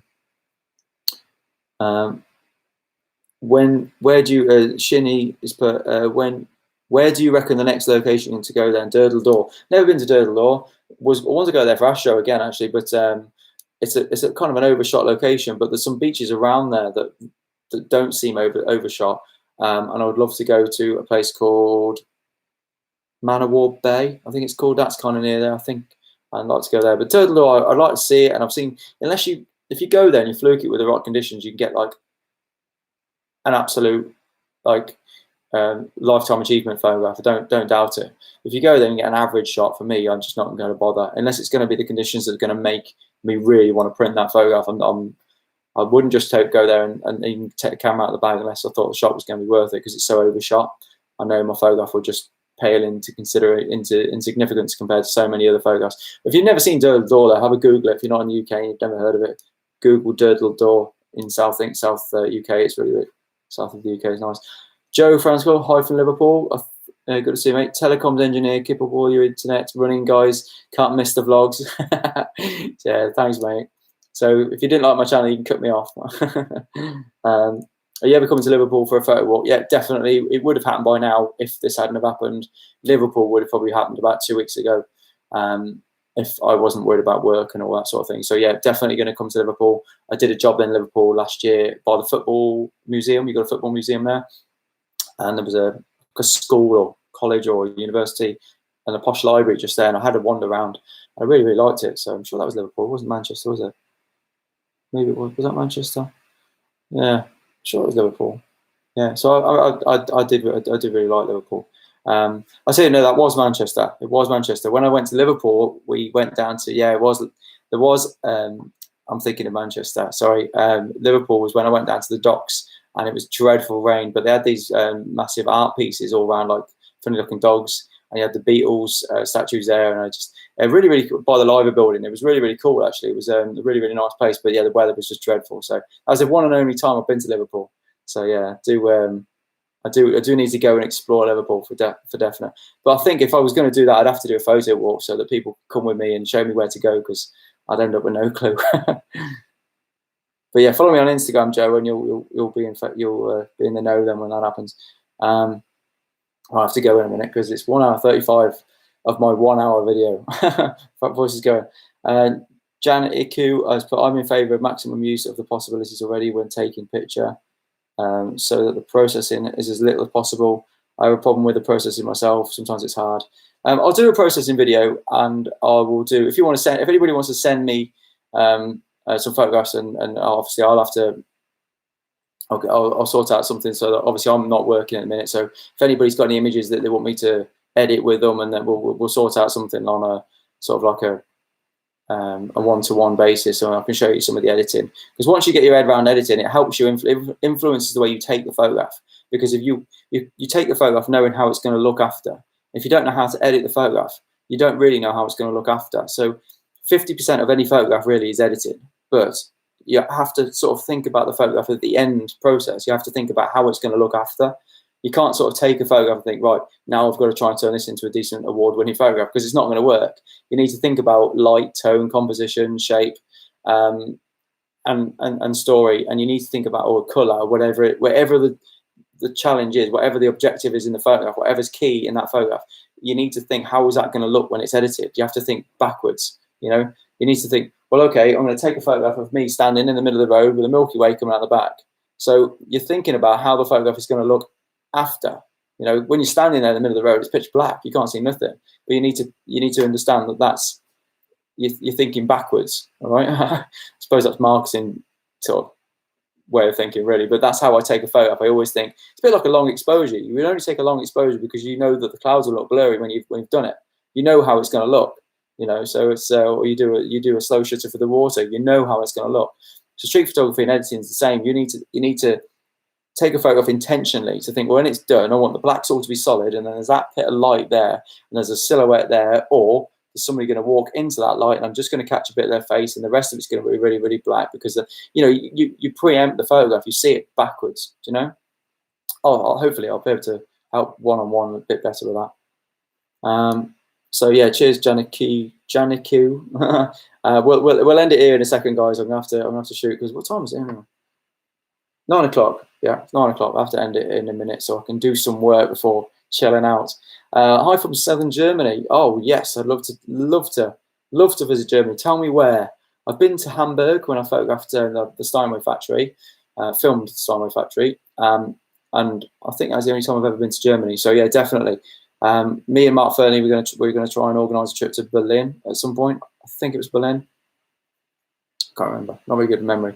But yeah, we definitely will do Germany. So let me know where you are, and if we can sort out a photo walk in Germany, definitely. But obviously, if you live out there, let me know what the sort of rules are as far as permission, because I don't want to get upset. I don't want to be with people who, I'm ballsy. I'm used to being told off with my job. If I take a photograph, like the vicar will tell you off in a wedding for taking a photograph, for example. Don't bother me. Excuse me. But like if I'm with a load of other people on a photo walk, I don't want them to feel like nervous, So Germany's got a bit, and like Paris has got a bit of a stigma behind photography, isn't it? So we need to find out about that. But yeah, cheers, Bernard, for your message. Barry Parkinson, are you still going to do your gift voucher? Don't know what you mean there, mate, about gift vouchers. Let me know. Give me a message and let me know what you mean about gift vouchers. You lost me a bit on that one. But yeah, you can buy a gift voucher. I don't think I've sold any to anybody, so yeah, let me about that. If I've misunderstood that, let me know. Apologies, Barry.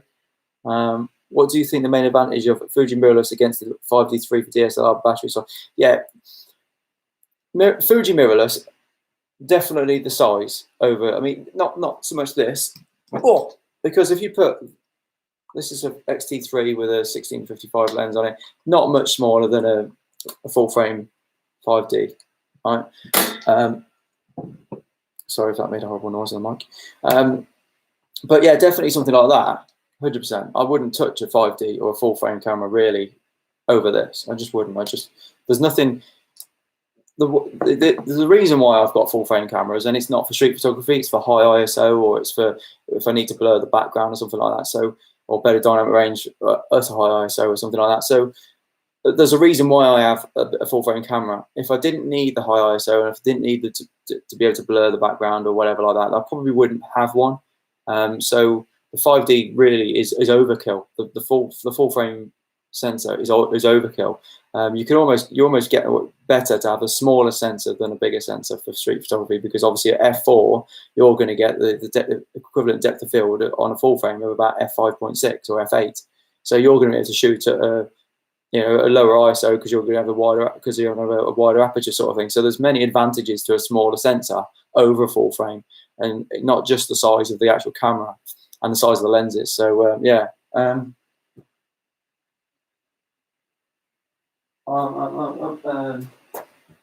So like, this isn't a great example, but because they're not exactly the same. But that's a 70mm equivalent Fuji. That's an 85 full frame. So you see how big the difference is. I mean, that's a 1.8 as well. So yeah. So I just prefer a smaller, lighter camera for street photography, because I just enjoy walking around all day. It's never a bugbear. But yeah, thanks SKSK. Is that SKSK? Yeah. Tim Binder sent me a £5. Cheers, mate. I think, did I read that earlier? Did it come up twice? I think I could come over twice, but very grateful for that. It's very, very kind of you. Thank you. Google potato salad recipe.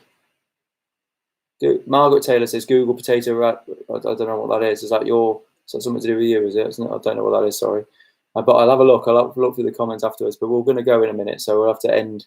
We'll read these last few comments and we'll go. So I'll get down to Valerie's comment. Which percentage of your time do you dedicate to street photography and YouTube compared to your professional time?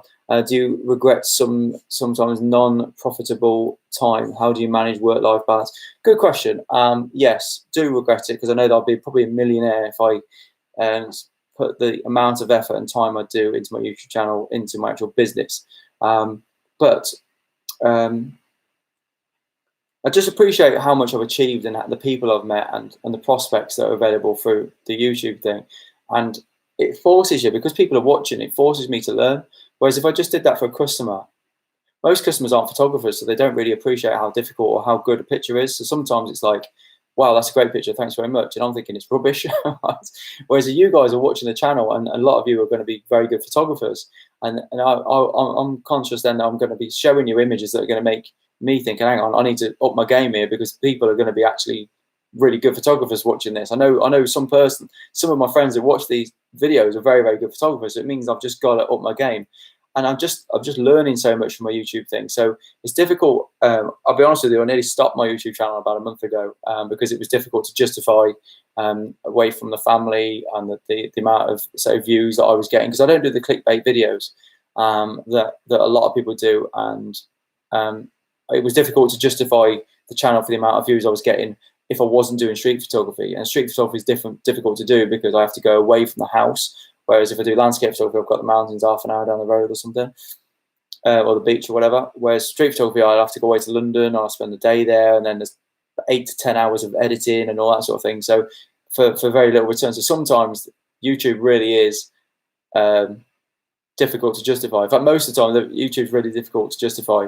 But I just love the people that I've met. I mean, a few of the guys that have popped up on here that I've met through my YouTube channel, just mean it's not about the money, you know, it's just about the creativity, it's just about the outlet, it's just about the people you meet. And if I think about the money too much, I probably would just pull the plug on YouTube, because it does cost a fortune in time and effort. But no, it's just things like this, just being able to help you guys and help people that benefit from my channel, benefit from my learning, because I'm learning. I'm not never going to sit here and say that I know everything about photography, because I'm learning every time I go out with with my camera, as are we all. So yeah, difficult one to justify financially, but I don't think I'd ever want to be without it, because I just enjoy so much the engagement I get from you guys. But yeah, it's definitely not something I'd ever think of. Like this Patreon thing. Patreon, I think I'm saying it right or wrong, I don't know. I never wanted to monetize my channel, because I don't want to see it as people thinking, like, workshops are fine if you know you're good enough to do it.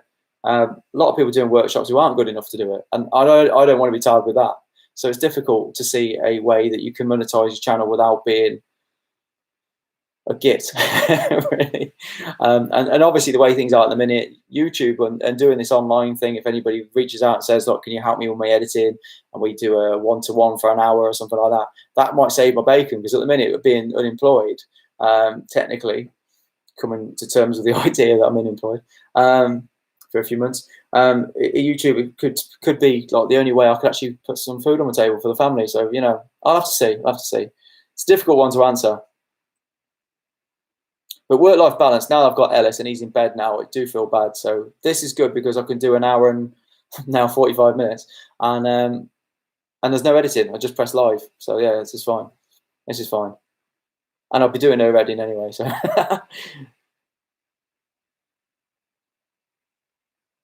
oh, that was Alan Cole's, was a typo. Fuji XH1. You're going to get a second-hand one. Well, if you get a second-hand one, mate, and it goes on all right, I might buy it off you. Paul Levy, hi Gareth, what is your favourite street photography location and why? Well, it's London initially, because I always get excited about going to London. I'll tell you why, because they always seem to have decent weather, and I know that I struggle with street photography if the weather's not good. And not to say that I can't get a decent photograph, because when I put the pressure on myself in the video I did, Last Minute Panic, Dan Goody was here earlier, he was in that, and that was a photo walk in London. I had 15 minutes before the end of the meet, and we were indoor in a gallery, the light was dark and everything. I still managed to find a photograph. But with London, I know when I get there, normally, ignoring the last time I went there because the weather was abysmal, but I know the weather's going to be better than Wales. So if any city that I get to and I know the weather's going to be decent, London has a really, really high chance of having at least a part.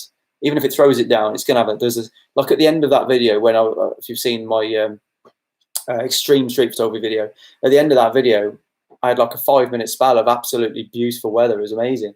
So yeah, it was really, really good to just to get that opportunity, and anywhere that I can go and I'll get decent light, I'll enjoy.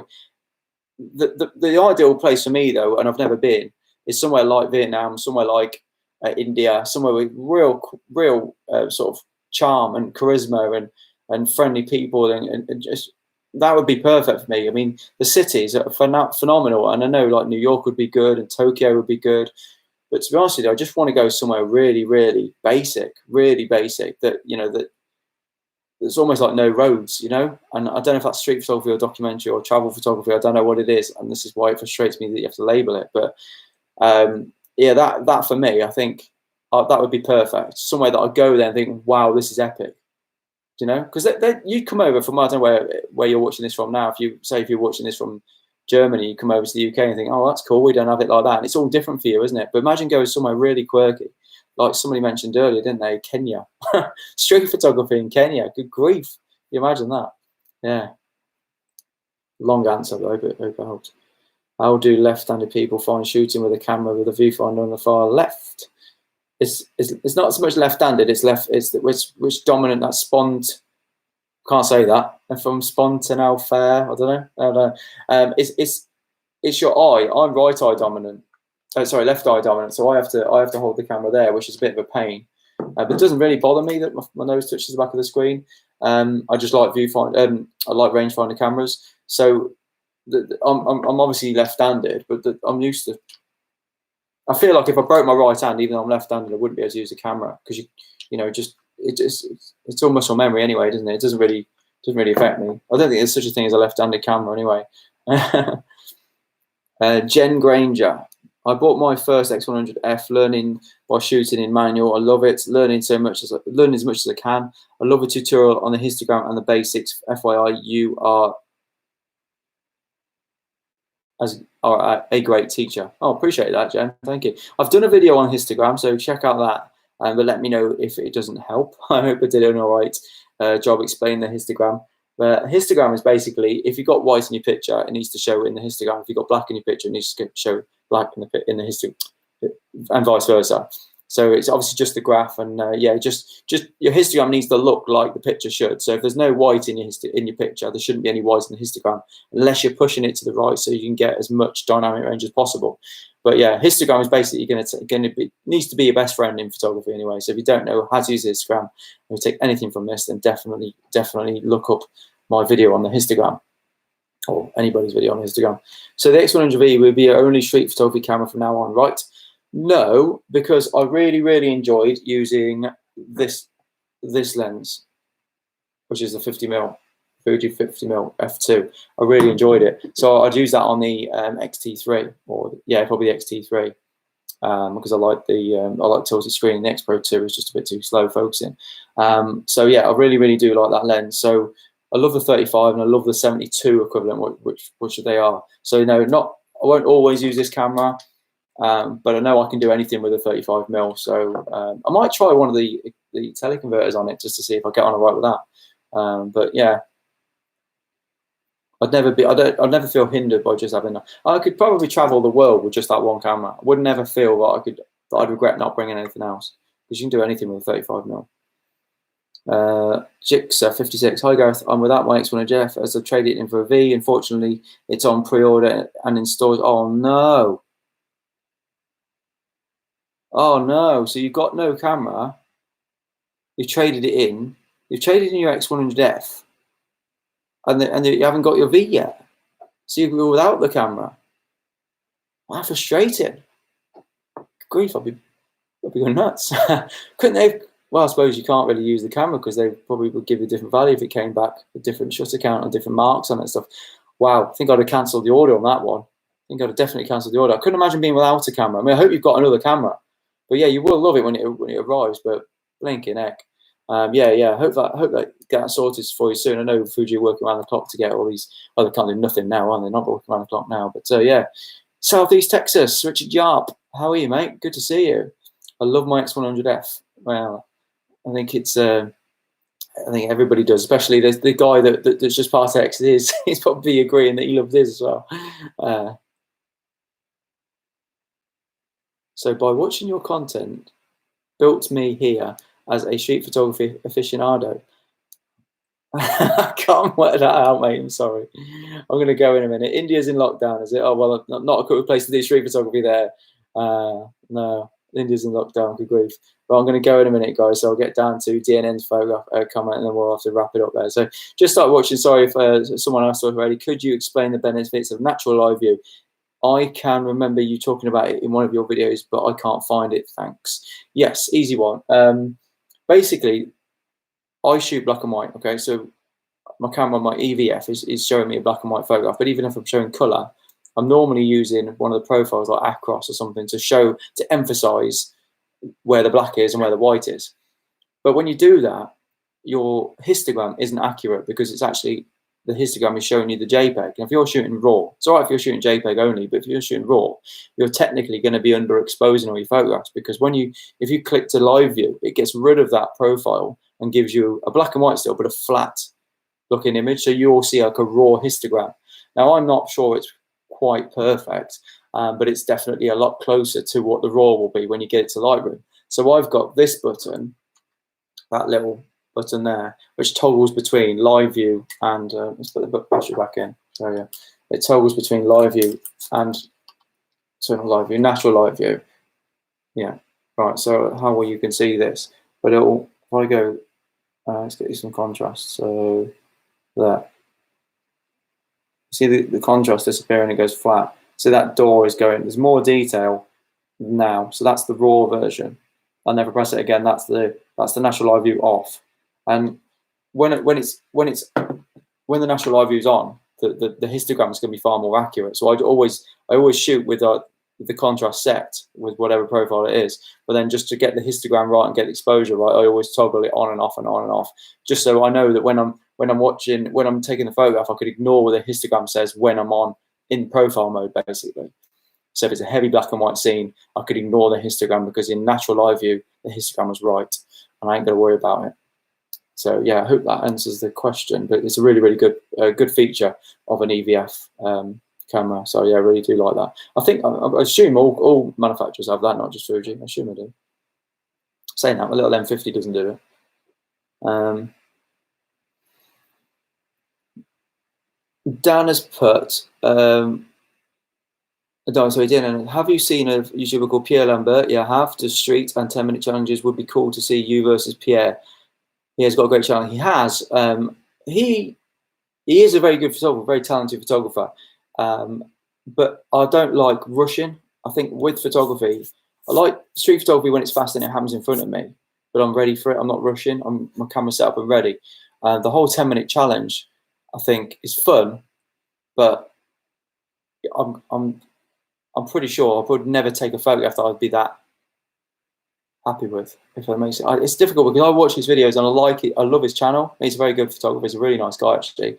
I'd like to meet him. He's a really nice chap. But yeah, I don't like the idea of rushing. I think it would take away what photography is to me, because obviously I do it for my job, but I wouldn't want to run around like a headless chicken trying to get a shot. And I don't know. Although I did do it at the end of the video with the guys in the last minute panic video, only because I didn't want you to see a video without any decent photographs in it. But yeah, I don't know. It goes kind of against the grain for me. I do enjoy watching how he does things, but no, he shoots a bit different to me as well. He likes his shallow depth of field. He likes his sort of motion blur a lot more than me. So yeah, he shoots a bit different. But yeah, it's one I have thought of. It's one I've thought of. But yeah, cheers to the question. It's a good question. I'd love to meet him though. Nick Fro Click, is it? Nico Fro. I'm not really too sorry, mate. Sorry, I'm going to offend you if I try. A few of us here have started doing street photography in Red Dead Redemption 2. It's great fun. What's Red Dead Redemption? I feel like I've heard that before, but I don't know what it is. Street photography in Red Dead. Is that a computer game then? Obviously with 2 at the end of it. It must be a computer game. I've never heard of that. I'll look that up. I might have learned something there. Self-tech, ciao Gareth. Got an early start for the boat. Really enjoyed the live chat. Yeah, cheers for watching, mate. I appreciate the donation as well. It's very kind of you. Jeff Files. I'm going to go at the end of this, guys. So yeah, it was 2 hours, double what I was going to do. Hi guys, really interested in the video about film developing. Was given a Nikon F3 stunning camera a while back. Now we're looking at putting some black and white through it and developing at home because of these chats. It's really good. I mean, I'll run through everything that you need. I mean, once you've got it, you've got it. It's fine. It's not like overly expensive. The initial outlay is probably about 100 quid. It's the annoying thing. But you might be able to pick up something secondhand. Start looking for secondhand, developing tanks and stuff like that. The bag that you're developing, the darkroom bag, they're cheap as chips. I think I paid 7 quid for it on Amazon, so they're cheap. But yeah, once you've got it, you've got it. But you'll love it. The first time you take first time you've done the process and you take the lid off this and you've done the rinse and then you take that out of there and you've got your now developed film and you pull it off that reel, I can promise you will smile like a Cheshire cat when you see your first exposure. I've got a photograph of me when I did my first exposure here. My missus took a picture of me, or didn't film me on my phone, and yeah, you can clearly see I'm very, very proud of myself. I've got a picture of me like pulling this reel off, and I was really, really, really looking forward to it. And it was taken on this camera. First time I did a photograph on this camera, so photo shoot on this camera. I was nervous as well because it was for a video I did. It was can't think it was in Bath. I can't remember what the video was called. So I was worried about the pictures being or the developing coming out anyway. But yeah, so I was very relieved. But it's good. It's a really, really good thing, and I definitely think people are missing out if they just do digital. I think they need to give it a go at least once. So yeah, I'm gonna go. India is 100 times better than Vietnam for photos. I want to do both just to prove you right or wrong. Right, I'm gonna have to go shortly, guys. So yeah, I could agree. A shed load of comments have come through again. So I think I'll answer this one quickly. Rod Little, would you recommend trading an old Fuji cameras, X Pro 1, T1 and T2 for an X100V at Command cameras? Depends what you shoot. I miss my T1 because it's nostalgic for me. XT2, not so much. An X100V, I'll definitely take over an XT2. So yes, I'd say yes on that one. But yeah, hold back in case they can't get you one. But if they can get you one, then yeah, you probably would much prefer the X100V. But it depends what you shoot and if you're happy with a 35mm. So yeah.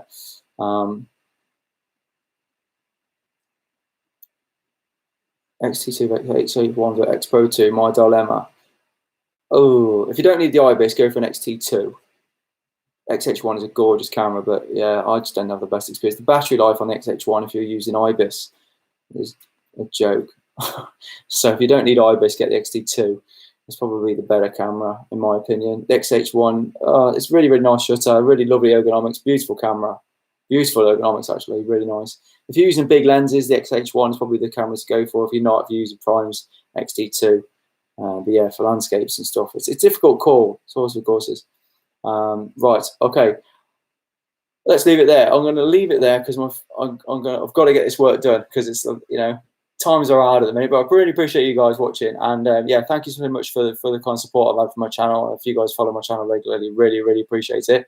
And if you are interested, and if you are off work and you want to do some editing online, one-to-one, anything like that, drop me a message. We'll sort something out so I can help you. And obviously, I'm going to be desperate in need of the income anyway. So if you can help me out in any way, I'll set up a Patreon or PayPal or something like that so we can sort something out. But yeah, very, very I much appreciate the feedback I've had off the last one. A lot of people actually watch the full 3 hours, which blows my mind. I don't imagine anybody can watch the whole 3 hours really, but there we are. It's a bit of fun just to distract ourselves from this crap that's going on. So yeah, we'll try and do something different. I'll try and figure out how I can film the screen. We'll do some live editing. We can critique photographs. We can do whatever you want to do. We can just get some comments in and just... David Ellensworth, good question. I think I'll just answer this one. With many cameras, why can't the histogram not represent the raw data if you're shooting raw only? It does annoy me, mate. It's one of my pet hates. It really does. And I'm glad you asked that because a lot of people don't know that the histogram, when you press play on the back of your camera, is actually displaying a JPEG histogram, even when you're shooting raw only. If you just told the camera no JPEG, just shoot raw, press play, it shows you a JPEG histogram. So if you think you're clipping on the JPEG histogram, and you might have some left in the raw, and it's difficult to push the exposure to the right, it really is annoying. I agree, and no camera manufacturer does that. So yeah, you have to compensate really. But yeah, right guys, looking forward to cheers Rod, appreciate you watching, mate. Thank you so much, guys. Apologies if you're just joining the chat now, but yeah. Do join in next week. Follow me on Instagram, which is just Gareth Danks, and I'll let you know when the next time we're going to be doing a live chat. But I hope you enjoyed it. Any questions, feel free to drop me an email, and I'll catch you guys soon. I hope everybody be safe and well anyway, that's the main thing. And I know this is all nasty, and we'll get through it. We'll all have a massive after-party photo shoot afterwards, giant meet-up or something like that. It'll be worth it in the long run. But yeah, fingers crossed we all guys are safe anyway. I'll see you guys soon. Take care.